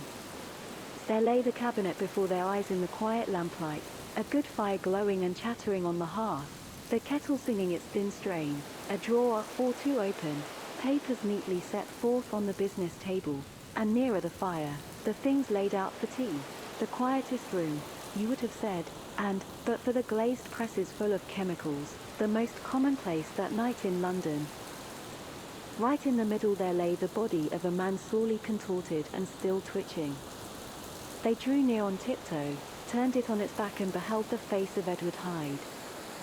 He was dressed in clothes far too large for him, clothes of the doctor's bigness. The cords of his face still moved with a semblance of life, but life was quite gone, and by the crushed file in the hand and the strong smell of kernels that hung upon the air, Utterson knew that he was looking on the body of a self-destroyer. "We have come too late," he said sternly, "whether to save or punish. Hyde is gone to his account, and it only remains for us to find the body of your master." The far greater proportion of the building was occupied by the theatre, which filled almost the whole ground story and was lighted from above, and by the cabinet, which formed an upper story at one end and looked upon the court. A corridor joined the theatre to the door on the by-street, and with this the cabinet communicated separately by a second flight of stairs. There were besides a few dark closets and a spacious cellar. All these they now thoroughly examined. Each closet needed but a glance, for all were empty, and all, by the dust that fell from their doors, had stood long unopened. The cellar, indeed, was filled with crazy lumber, mostly dating from the times of the surgeon who was Jekyll's predecessor, but even as they opened the door they were advertised of the uselessness of further search, by the fall of a perfect mat of cobweb which had for years sealed up the entrance. Nowhere was there any trace of Henry Jekyll, dead or alive. Paul stamped on the flags of the corridor. "He must be buried here," he said, hearkening to the sound. "Or he may have fled," said Utterson, and he turned to examine the door in the by-street. It was locked, and lying nearby on the flags, they found the key, already stained with rust. "This does not look like use," observed the lawyer. "Use," echoed Paul. "Do you not see, sir, it is broken? Much as if a man had stamped on it." Continued Utterson, "and the fractures, too, are rusty." The 2 men looked at each other with a scare. "This is beyond me, Paul," said the lawyer. "Let us go back to the cabinet." They mounted the stair in silence, and still with an occasional awestruck glance at the dead body, proceeded more thoroughly to examine the contents of the cabinet. At one table, there were traces of chemical work, various measured heaps of some white salt being laid on glass saucers, as though for an experiment in which the unhappy man had been prevented.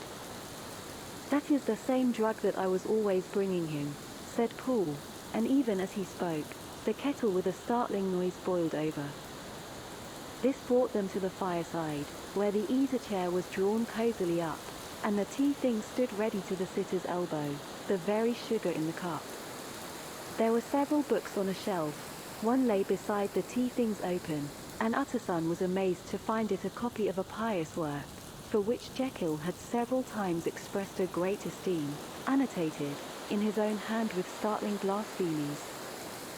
Next, in the course of their review of the chamber, the searchers came to the cheval glass, into whose depths they looked with an involuntary horror. But it was so turned as to show them nothing but the rosy glow playing on the roof, the fire sparkling in 100 repetitions along the glazed front of the presses, and their own pale and fearful countenances stooping to look in. "This glass has seen some strange things, sir," whispered Poole. "And surely none stranger than itself," echoed the lawyer in the same tones. For what did Jekyll? He caught himself up at the word with a start, and then conquering the weakness, what could Jekyll want with it? He said. "You may say that," said Poole. Next they turned to the business table. On the desk, among the neat array of papers, a large envelope was uppermost, and bore, in the doctor's hand, the name of Mr. Utterson. The lawyer unsealed it, and several enclosures fell to the floor. The first was a will, drawn in the same eccentric terms as the one which he had returned 6 months before, to serve as a testament in case of death and as a deed of gift in case of disappearance, but in place of the name of Edward Hyde. The lawyer, with indescribable amazement, read the name of Gabriel John Utterson.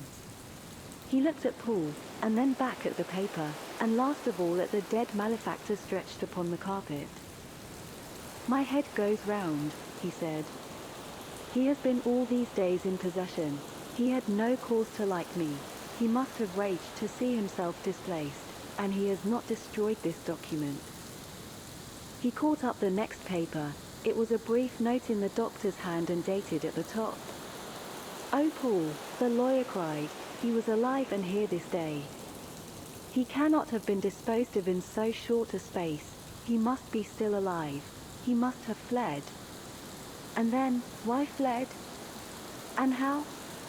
And in that case, can we venture to declare this suicide? Oh, we must be careful. I foresee that we may yet involve your master in some dire catastrophe." "Why don't you read it, sir?" asked Poole. "Because I fear," replied the lawyer solemnly. "God grant I have no cause for it." And with that he brought the paper to his eyes and read as follows. "My dear Utterson, when this shall fall into your hands, I shall have disappeared, under what circumstances I have not the penetration to foresee, but my instinct and all the circumstances of my nameless situation tell me that the end is sure and must be early.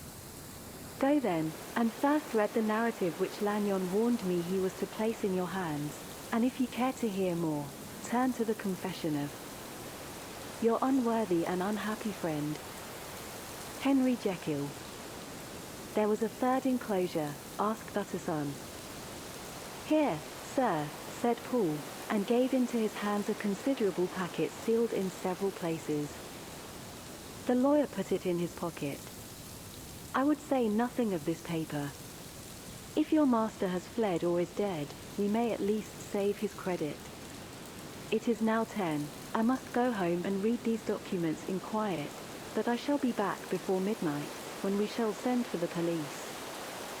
They went out, locking the door of the theatre behind them, and Utterson, once more leaving the servants gathered about the fire in the hall, trudged back to his office to read the 2 narratives in which this mystery was now to be explained. Dr. Lanyon's narrative. "On the 9th of January, now 4 days ago, I received by the evening delivery a registered envelope, addressed in the hand of my colleague and old school companion, Henry Jekyll. I was a good deal surprised by this, for we were by no means in the habit of correspondence. I had seen the man, dined with him, indeed, the night before, and I could imagine nothing in our intercourse that should justify formality of registration. The contents increased my wonder, for this is how the letter ran. The 10th of December 18. Dear Lanyon, you are one of my oldest friends, and although we may have differed at times on scientific questions, I cannot remember, at least on my side, any break in our affection. There was never a day when, if you had said to me, Jekyll, my life, my honor, my reason, depend upon you, I would not have sacrificed my left hand to help you. Lanyon, my life, my honor, my reason, are all at your mercy. If you fail me tonight, I am lost. You might suppose, after this preface, that I am going to ask you for something dishonorable to grant. Judge for yourself. I want you to postpone all other engagements for tonight, even if you were summoned to the bedside of an emperor, to take a cab, unless your carriage should be actually at the door, and with this letter in your hand for consultation, to drive straight to my house. Paul, my butler, has his orders. You will find him waiting your arrival with a locksmith. The door of my cabinet is then to be forced, and you are to go in alone, to open the glazed press, letter E, on the left hand, breaking the lock if it be shut, and to draw out, with all its contents as they stand, the fourth drawer from the top or, which is the same thing, the third from the bottom. In my extreme distress of mind, I have a morbid fear of misdirecting you, but even if I am in error, you may know the right drawer by its contents, some powders, a file and a paper book. This drawer I beg of you to carry back with you to Cavendish Square exactly as it stands. That is the first part of the service. Now for the second. You should be back, if you set out at once on the receipt of this, long before midnight. But I will leave you that amount of margin, not only in the fear of one of those obstacles that can neither be prevented nor foreseen, but because an hour when your servants are in bed is to be preferred for what will then remain to do. At midnight, then, I have to ask you to be alone in your consulting room, to admit with your own hand into the house a man who will present himself in my name, and to place in his hands the drawer that you will have brought with you from my cabinet. Then you will have played your part and earned my gratitude completely. 5 minutes afterwards, if you insist upon an explanation, you will have understood that these arrangements are of capital importance, and that by the neglect of one of them, fantastic as they must appear, you might have charged your conscience with my death or the shipwreck of my reason. Confident as I am that you will not trifle with this appeal, my heart sinks and my hand trembles at the bare thought of such a possibility. Think of me at this hour, in a strange place, laboring under a blackness of distress that no fancy can exaggerate, and yet well aware that, if you will but punctually serve me, my troubles will roll away like a story that is told. Serve me, my dear Lanyon, and save. Your friend, H.J. P.S. I had already sealed this up when a fresh terror struck upon my soul. It is possible that the post office may fail me, and this letter not come into your hands until tomorrow morning. In that case, dear Lanyon, do my errand when it shall be most convenient for you in the course of the day, and once more expect my messenger at midnight. It may then already be too late, and if that night passes without event, you will know that you have seen the last of Henry Jekyll. Upon the reading of this letter, I made sure my colleague was insane, but till that was proved beyond the possibility of doubt, I felt bound to do as he requested. The less I understood of this farrago, the less I was in a position to judge of its importance, and an appeal so worded could not be set aside without a grave responsibility. I rose accordingly from table, got into a hansom, and drove straight to Jekyll's house. The butler was awaiting my arrival. He had received by the same post as mine a registered letter of instruction, and had sent at once for a locksmith and a carpenter. The tradesmen came while we were yet speaking, and we moved in a body to old Dr. Denman's surgical theatre, from which, as you are doubtless aware, Jekyll's private cabinet is most conveniently entered. The door was very strong, the lock excellent. The carpenter avowed he would have great trouble and have to do much damage, if force were to be used, and the locksmith was near despair. But this last was a handy fellow, and after 2 hours' work, the door stood open. The press marquee was unlocked, and I took out the drawer, had it filled up with straw and tied in a sheet, and returned with it to Cavendish Square. Here I proceeded to examine its contents. The powders were neatly enough made up, but not with the nicety of the dispensing chemist, so that it was plain they were of Jekyll's private manufacture, and when I opened one of the wrappers I found what seemed to me a simple crystalline salt of a white color. The phial, to which I next turned my attention, might have been about half full of a blood-red liquor, which was highly pungent to the sense of smell and seemed to me to contain phosphorus and some volatile ether. At the other ingredients I could make no guess. The book was an ordinary version book and contained little but a series of dates. These covered a period of many years, but I observed that the entries ceased nearly a year ago and quite abruptly. Here and there a brief remark was appended to a date, usually no more than a single word, double occurring perhaps 6 times in a total of several hundred entries, and once very early in the list and followed by several marks of exclamation, total failure. All this, though it whetted my curiosity, told me little that was definite. Here were a phial of some salt, and the record of a series of experiments that had led, like too many of Jekyll's investigations, to no end of practical usefulness. How could the presence of these articles in my house affect either the honor, the sanity, or the life of my flighty colleague?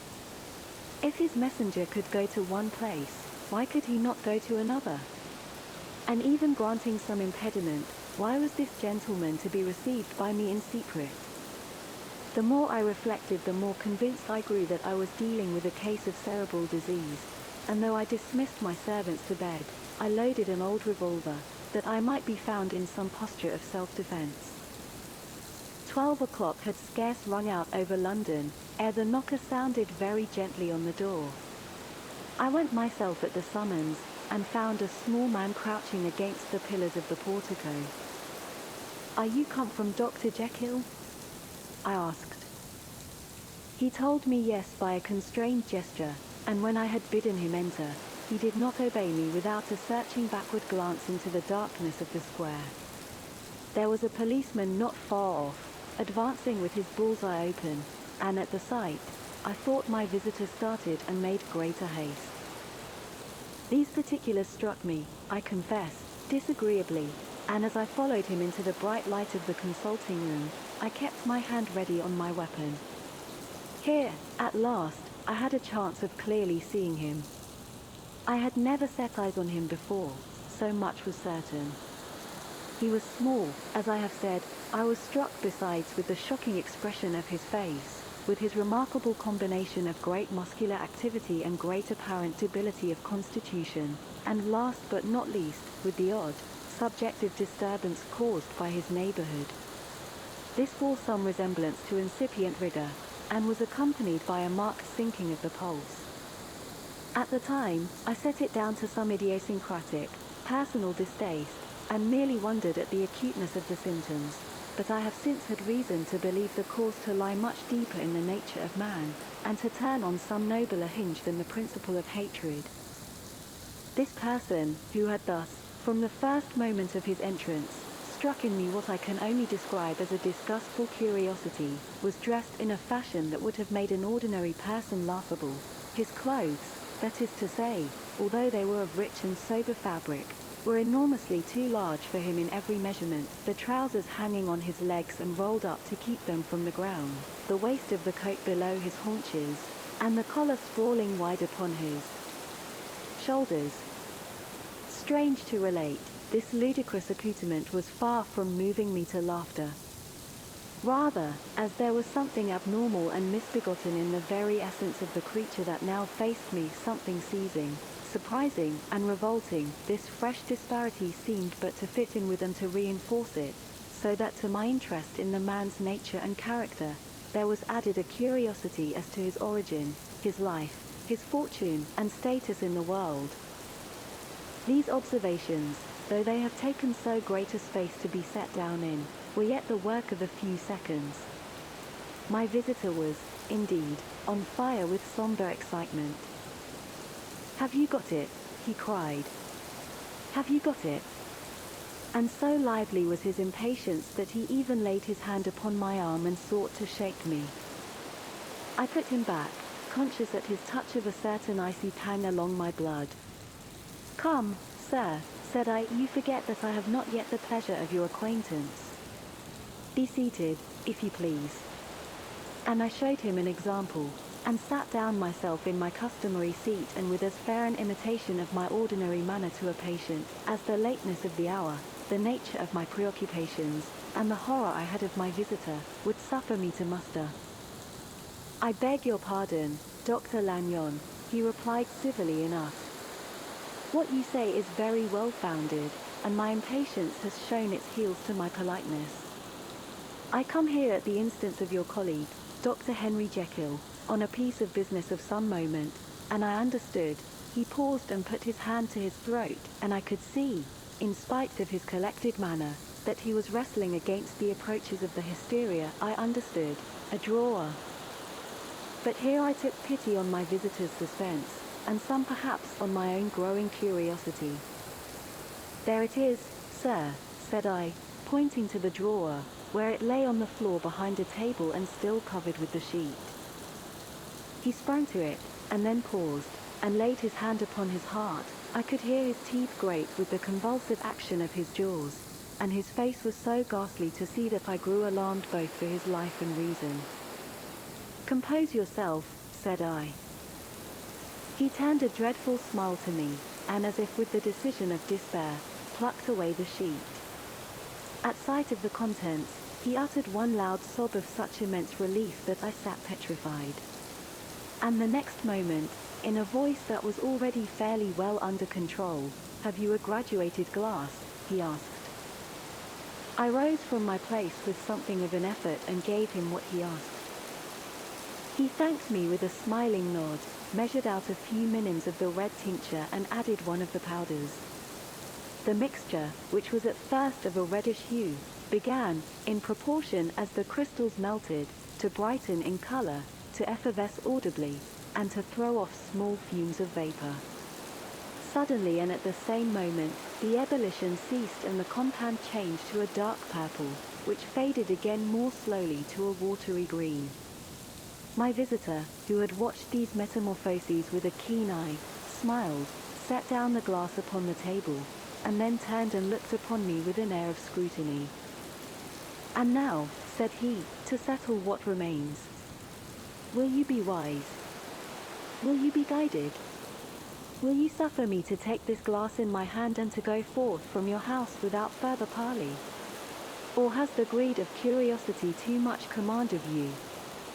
Think before you answer, for it shall be done as you decide. As you decide, you shall be left as you were before, and neither richer nor wiser, unless the sense of service rendered to a man in mortal distress may be counted as a kind of riches of the soul.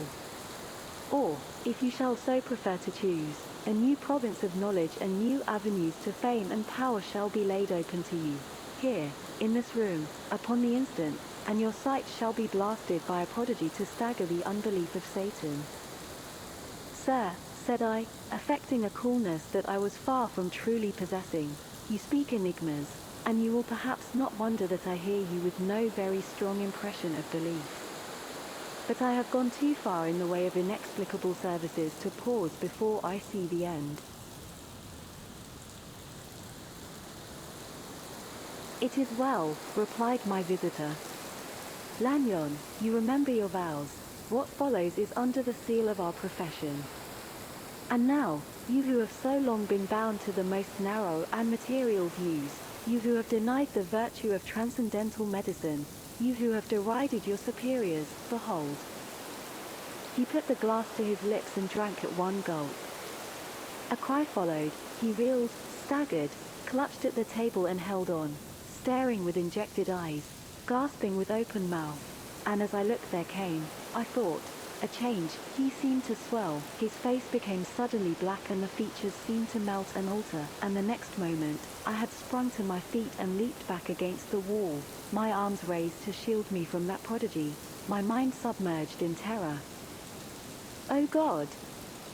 I screamed, and "Oh God!" again and again, for there before my eyes, pale and shaken, and half fainting, and groping before him with his hands, like a man restored from death, there stood Henry Jekyll.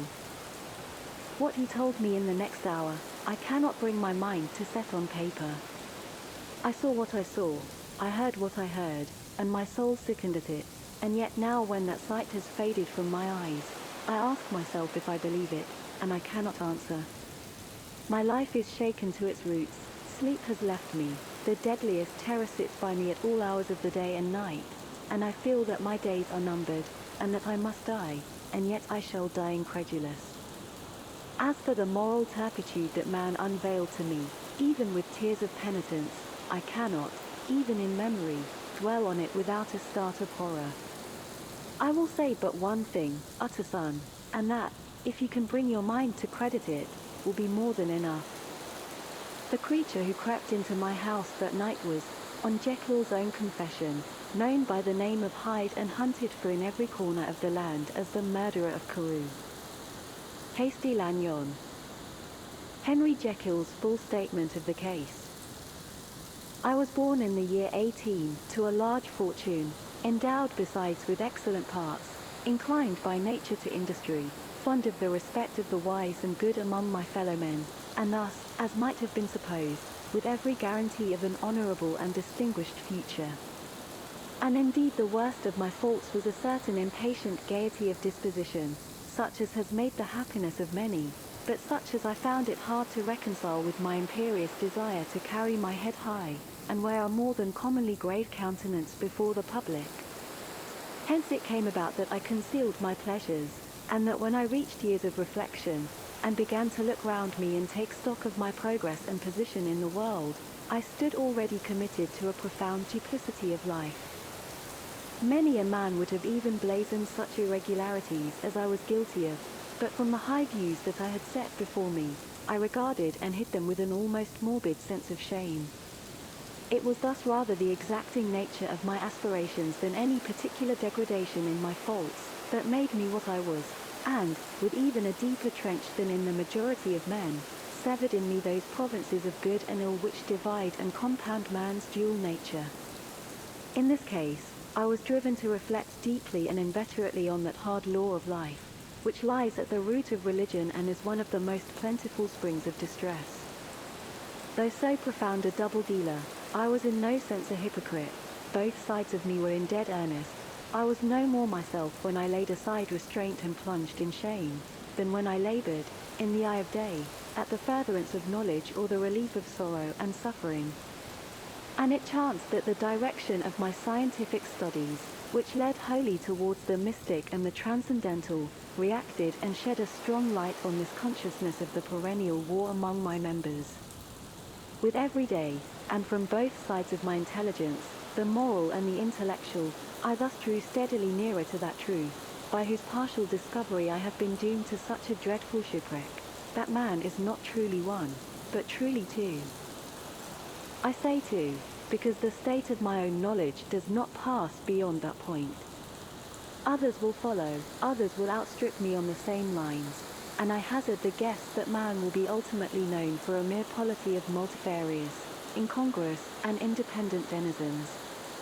I, for my part, from the nature of my life, advanced infallibly in one direction and in one direction only. It was on the moral side, and in my own person, that I learned to recognize the thorough and primitive duality of man. I saw that, of the two natures that contended in the field of my consciousness, even if I could rightly be said to be either, it was only because I was radically both, and from an early date, even before the course of my scientific discoveries had begun to suggest the most naked possibility of such a miracle, I had learned to dwell with pleasure, as a beloved daydream, on the thought of the separation of these elements. If each, I told myself, could be housed in separate identities, life would be relieved of all that was unbearable. The unjust might go his way, delivered from the aspirations and remorse of his more upright twin, and the just could walk steadfastly and securely on his upward path, doing the good things in which he found his pleasure, and no longer exposed to disgrace and penitence by the hands of this extraneous evil. It was the curse of mankind that these incongruous faggots were thus bound together, that in the agonized womb of consciousness, these polar twins should be continuously struggling. How, then, were they dissociated? I was so far in my reflections when, as I have said, a side light began to shine upon the subject from the laboratory table.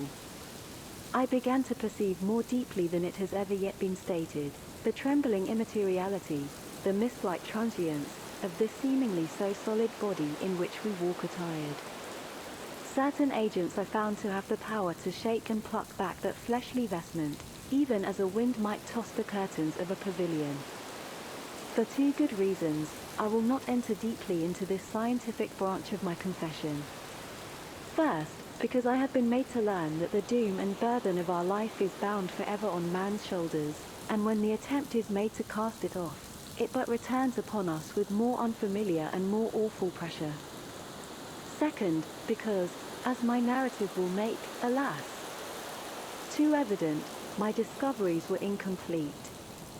Enough then, that I not only recognized my natural body from the mere aura and effulgence of certain of the powers that made up my spirit, but managed to compound a drug by which these powers should be dethroned from their supremacy, and a second form and countenance substituted, none the less natural to me because they were the expression, and bore the stamp of lower elements in my soul. I hesitated long before I put this theory to the test of practice. I knew well that I risked death, for any drug that so potently controlled and shook the very fortress of identity, might, by the least scruple of an overdose or at the least inopportunity in the moment of exhibition, utterly blot out that immaterial tabernacle which I looked to it to change. But the temptation of a discovery so singular and profound at last overcame the suggestions of alarm. I had long since prepared my tincture. I purchased at once, from a firm of wholesale chemists, a large quantity of a particular salt which I knew, from my experiments, to be the last ingredient required, and late one accursed night, I compounded the elements, watched them boil and smoke together in the glass, and when the ebullition had subsided, with a strong glow of courage, drank off the potion.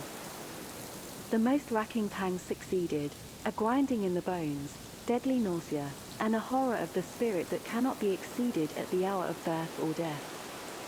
Then these agonies began swiftly to subside, and I came to myself as if out of a great sickness. There was something strange in my sensations, something indescribably new and, from its very novelty, incredibly sweet. I felt younger, lighter, happier in body. Within I was conscious of a heady recklessness, a current of disordered sensual images running like a mill race in my fancy, a solution of the bonds of obligation, an unknown but not an innocent freedom of the soul. I knew myself, at the first breath of this new life, to be more wicked, tenfold more wicked, sold a slave to my original evil, and the thought, in that moment, braced and delighted me like wine. I stretched out my hands, exulting in the freshness of these sensations, and in the act, I was suddenly aware that I had lost in stature. There was no mirror, at that date, in my room, but which stands beside me as I write, was brought there later on and for the very purpose of these transformations. The night, however, was far gone into the morning. The morning, black as it was nearly ripe for the conception of the day. The inmates of my house were locked in the most rigorous hours of slumber, and I determined, flushed as I was with hope and triumph, to venture in my new shape as far as to my bedroom. I crossed the yard, wherein the constellations looked down upon me. I could have thought, with wonder, the first creature of that sort that their unsleeping vigilance had yet disclosed to them.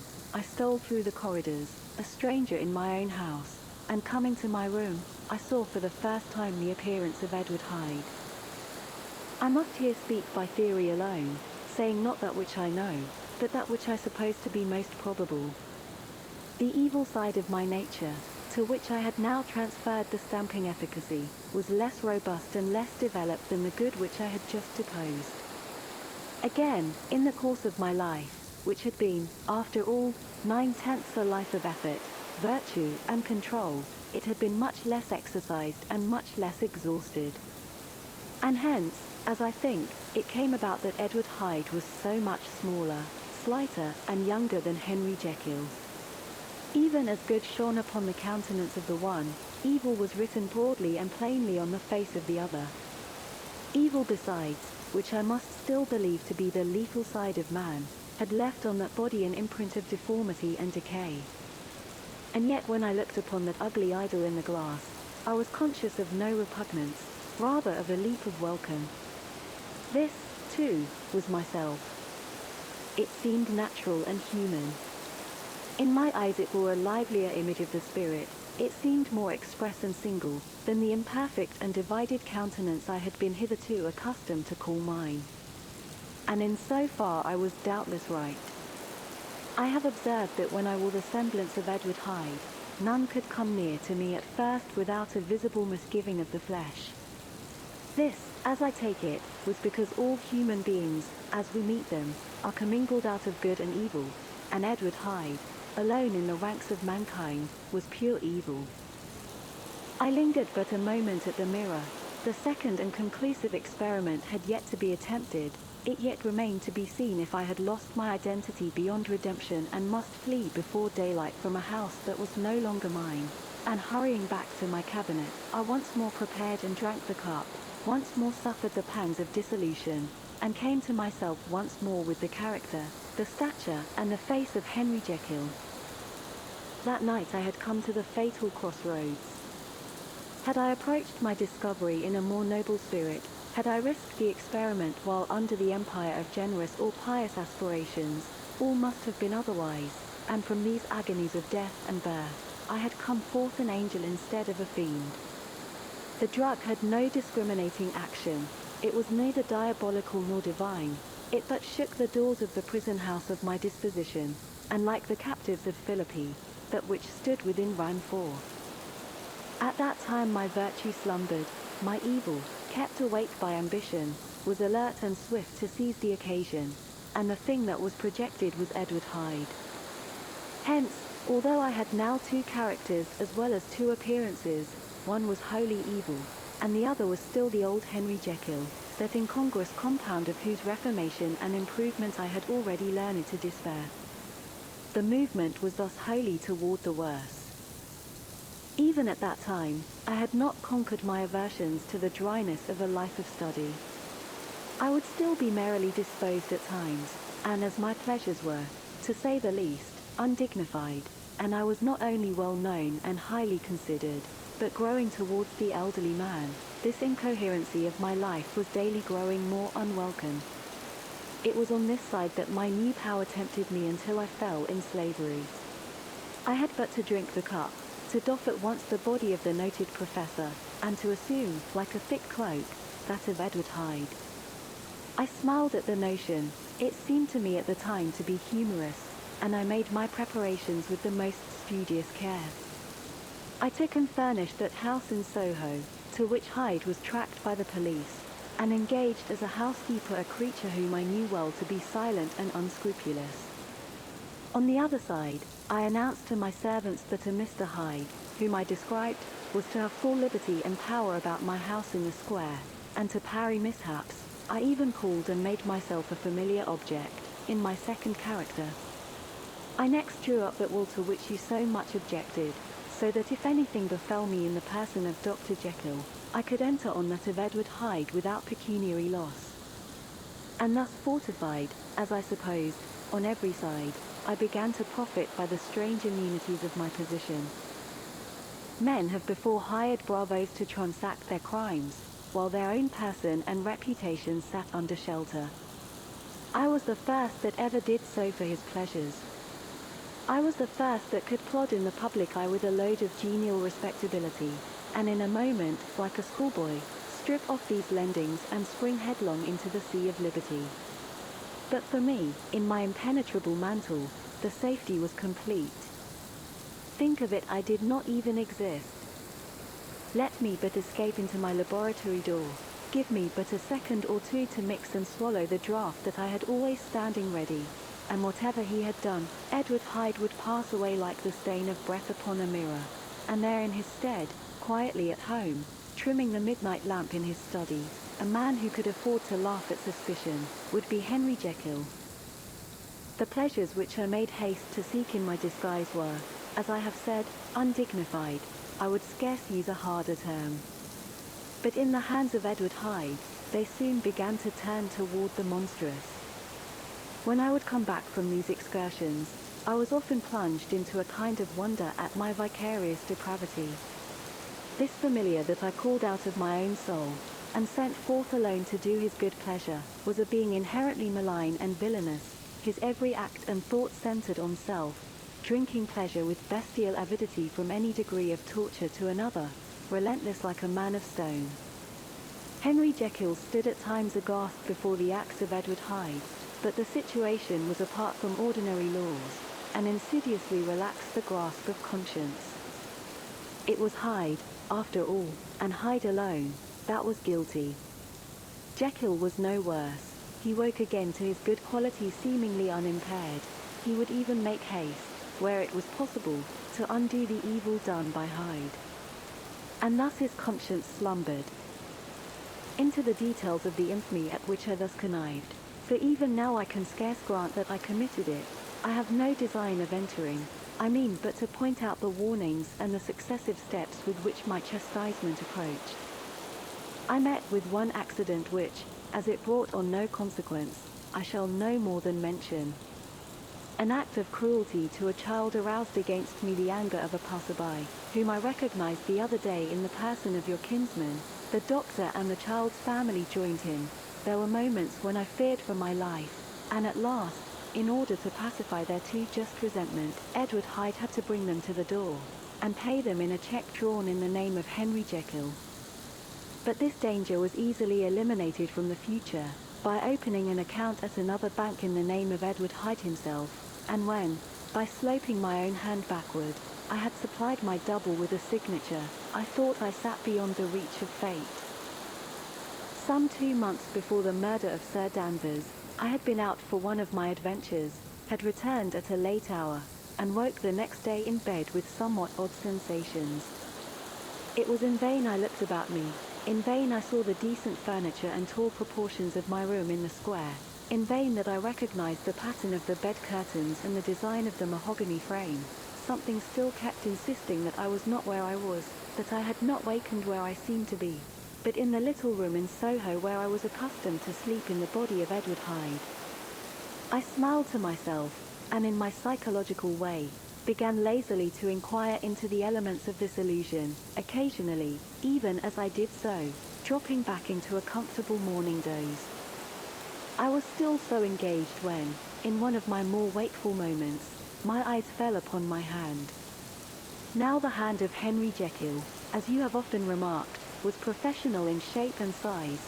It was large, firm, white and comely. But the hand which I now saw, clearly enough, in the yellow light of a mid-London morning, lying half shut on the bedclothes, was lean, corded, knuckly, of a dusky pallor and thickly shaded with a swart growth of hair. It was the hand of Edward Hyde. I must have stared upon it for near half a minute, sunk as I was in the mere stupidity of wonder, before terror woke up in my breast as sudden and startling as the crash of cymbals, and bounding from my bed I rushed to the mirror. At the sight that met my eyes, my blood was changed into something exquisitely thin and icy. Yes, I had gone to bed Henry Jekyll, I had awakened Edward Hyde. How was this to be explained? I asked myself, and then, with another bound of terror, how was it to be remedied? It was well on in the morning, the servants were up, all my drugs were in the cabinet, a long journey down 2 pairs of stairs, through the back passage, across the open court and through the anatomical theatre, from where I was then standing horror-struck. It might indeed be possible to cover my face, but of what use was that, when I was unable to conceal the alteration in my stature?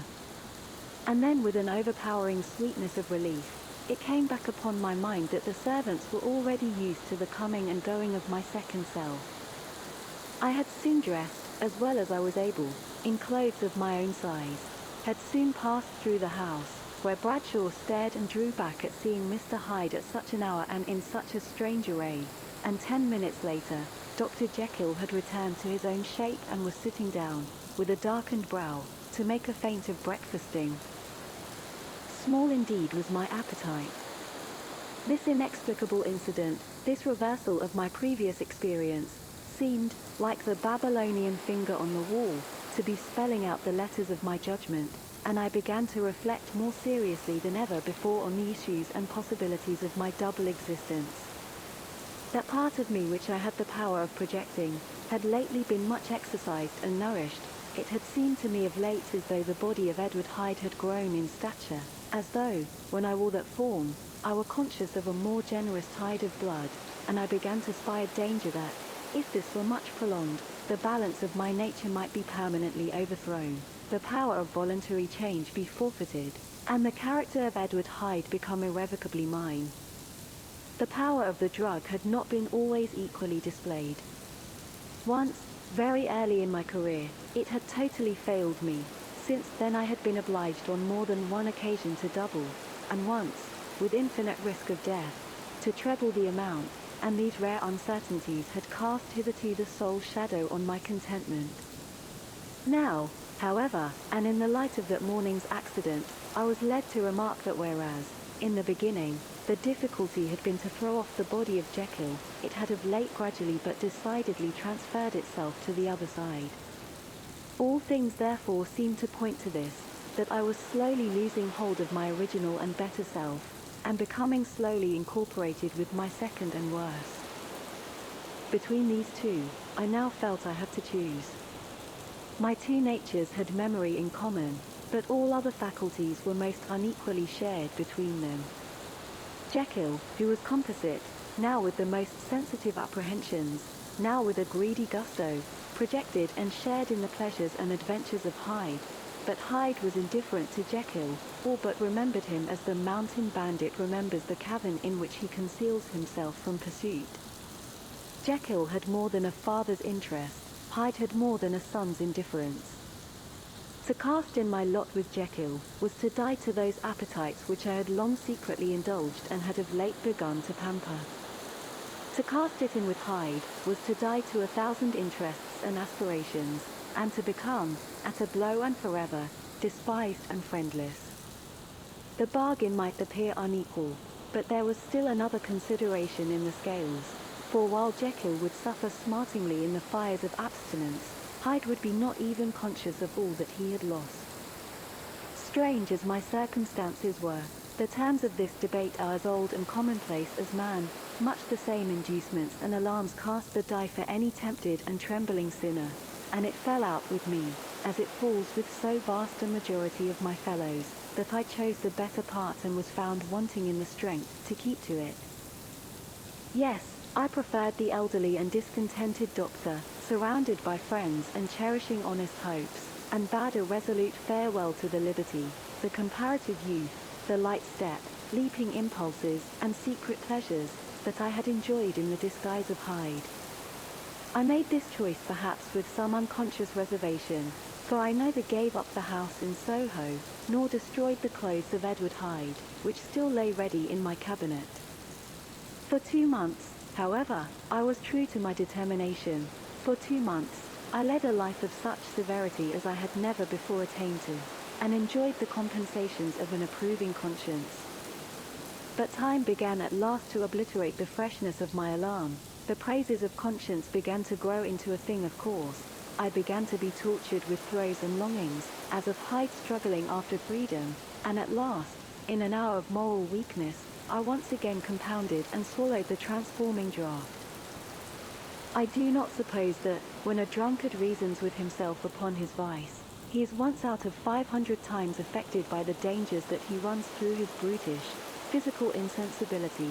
Neither had I, long as I had considered my position, made enough allowance for the complete moral insensibility and insensate readiness to evil, which were the leading characters of Edward Hyde. Yet it was by these that I was punished. My devil had been long caged, he came out roaring. I was conscious, even when I took the draught, of a more unbridled, a more furious propensity to ill.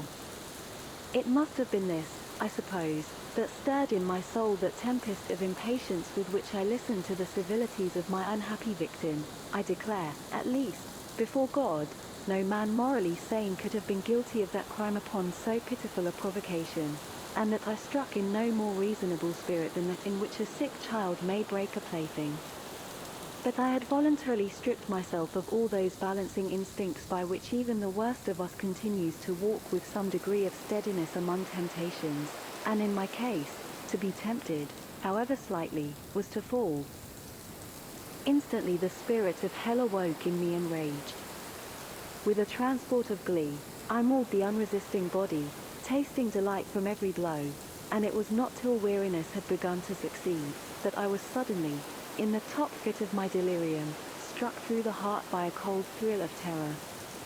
A mist dispersed, I saw my life to be forfeit, and fled from the scene of these excesses, at once glorying and trembling, my lust of evil gratified and stimulated, my love of life screwed to the topmost peg. I ran to the house in Soho, and, to make assurance doubly sure, destroyed my papers. Thence I set out through the lamplit streets, in the same divided ecstasy of mind, gloating on my crime, light-headedly devising others in the future, and yet still hastening and still hearkening in my wake for the steps of the avenger. Hyde had a song upon his lips as he compounded the draught, and as he drank it, pledged the dead man.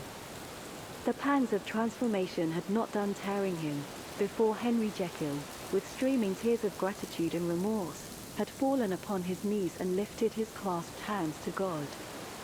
The veil of self-indulgence was rent from head to foot. I saw my life as a whole. I followed it up from the days of childhood, when I had walked with my father's hand, and through the self-denying toils of my professional life, to arrive again and again, with the same sense of unreality, at the damned horrors of the evening. I could have screamed aloud. I sought with tears and prayers to smother down the crowd of hideous images and sounds with which my memory swarmed against me. And still, between the petitions, the ugly face of my iniquity stared into my soul. As the acuteness of this remorse began to die away, it was succeeded by a sense of joy. The problem of my conduct was solved. Hyde was thenceforth impossible, whether I would or not. I was now confined to the better part of my existence, and oh, how I rejoiced to think of it. With what willing humility I embraced anew the restrictions of natural life. With what sincere renunciation I locked the door by which I had so often gone and come, and ground the key under my heel.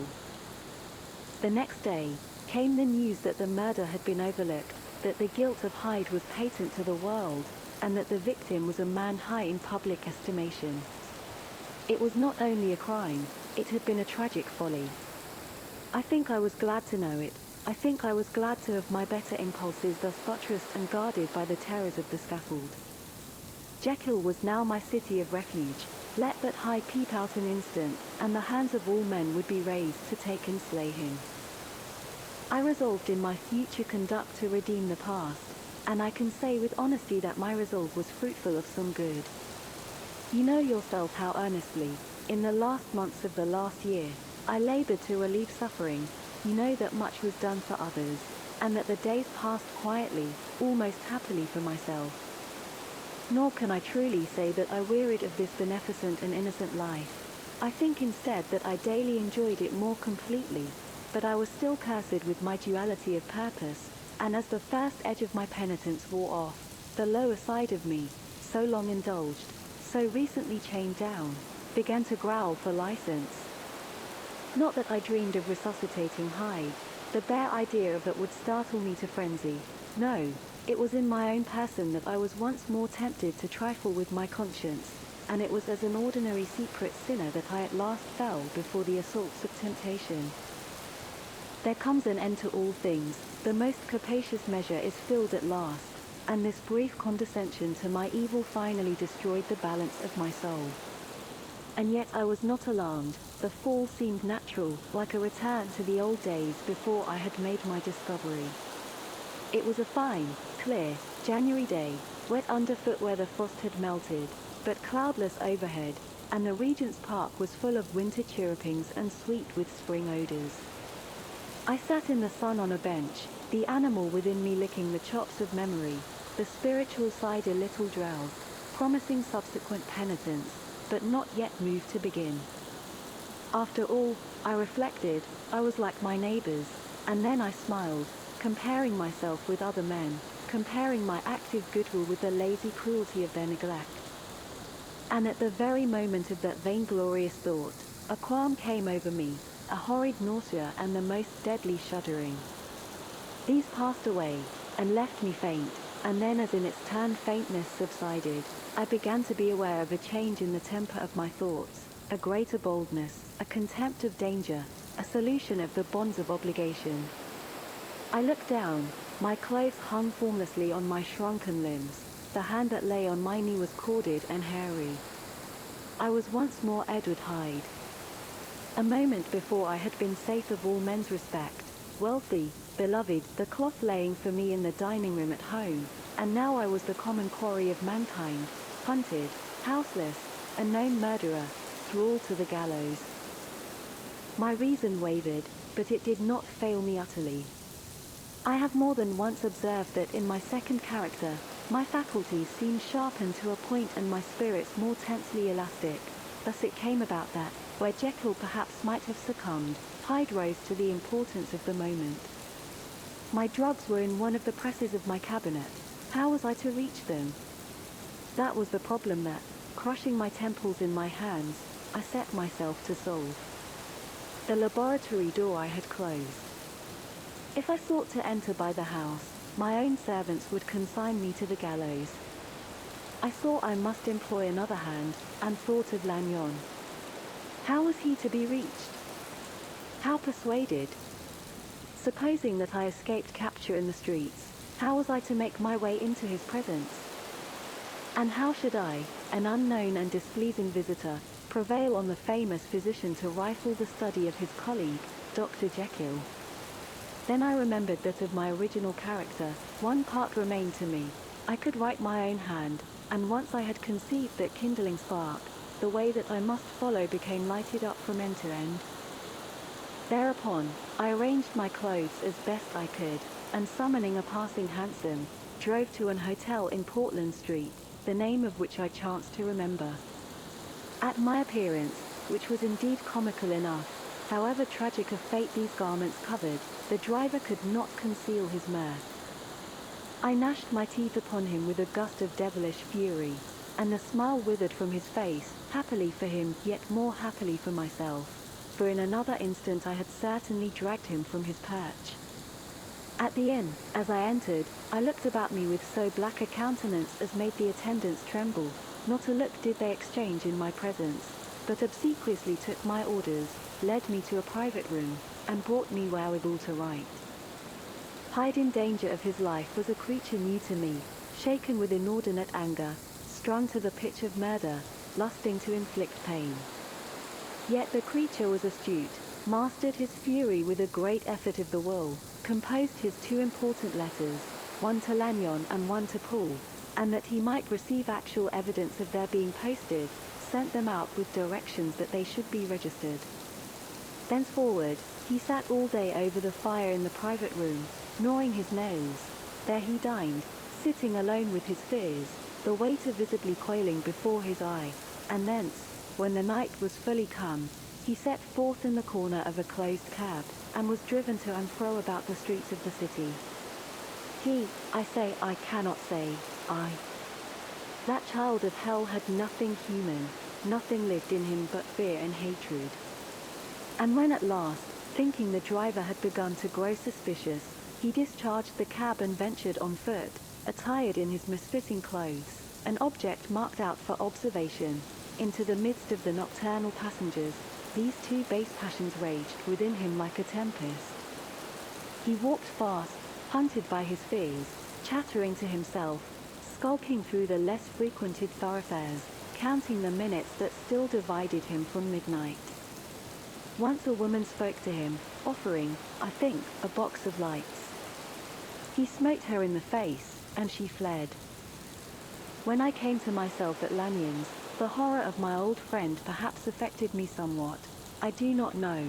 It was at least but a drop in the sea to the abhorrence with which I looked back upon these hours.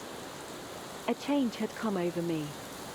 It was no longer the fear of the gallows, it was the horror of being Hyde that racked me. I received Lanyon's condemnation partly in a dream. It was partly in a dream that I came home to my own house and got into bed. I slept after the prostration of the day, with a stringent and profound slumber which not even the nightmares that wrung me could avail to break. I awoke in the morning shaken, weakened, but refreshed. I still hated and feared the thought of the brute that slept within me, and I had not of course forgotten the appalling dangers of the day before, but I was once more at home, in my own house and close to my drugs, and gratitude for my escape shone so strong in my soul that it almost rivaled the brightness of hope.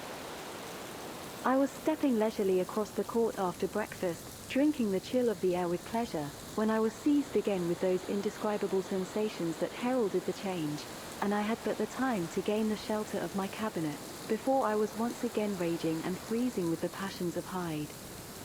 It took on this occasion a double dose to recall me to myself, and alas! 6 hours after, as I sat looking sadly in the fire, the pangs returned, and the drug had to be re-administered.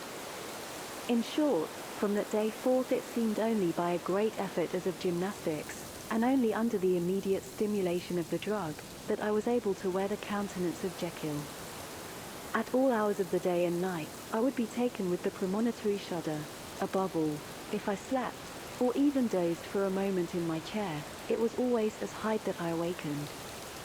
Under the strain of this continually impending doom and by the sleeplessness to which I now condemned myself, even beyond what I had thought possible to man, I became, in my own person, a creature eaten up and emptied by fever, languidly weak both in body and mind, and solely occupied by one thought, the horror of my other self. But when I slept, or when the virtue of the medicine wore off, I would leap almost without transition, for the pangs of transformation grew daily less marked, into the possession of a fancy brimming with images of terror, a soul boiling with causeless hatreds, and a body that seemed not strong enough to contain the raging energies of life. The powers of Hyde seemed to have grown with the sickliness of Jekyll. And certainly the hate that now divided them was equal on each side. With Jekyll, it was a thing of vital instinct. He had now seen the full deformity of that creature that shared with him some of the phenomena of consciousness, and was co-heir with him to death, and beyond these links of community, which in themselves made the most poignant part of his distress, he thought of Hyde, for all his energy of life, as of something not only hellish but inorganic. This was the shocking thing, that the slime of the pit seemed to utter cries and voices, that the amorphous dust gesticulated and sinned, that what was dead, and had no shape, should usurp the offices of life. And this again, that insurgent horror was knit to him closer than a wife, closer than an eye, lay caged in his flesh, where he heard it mutter and felt it struggle to be born, and at every hour of weakness, and in the confidence of slumber, prevailed against him, and deposed him out of life. The hatred of Hyde for Jekyll was of a different order.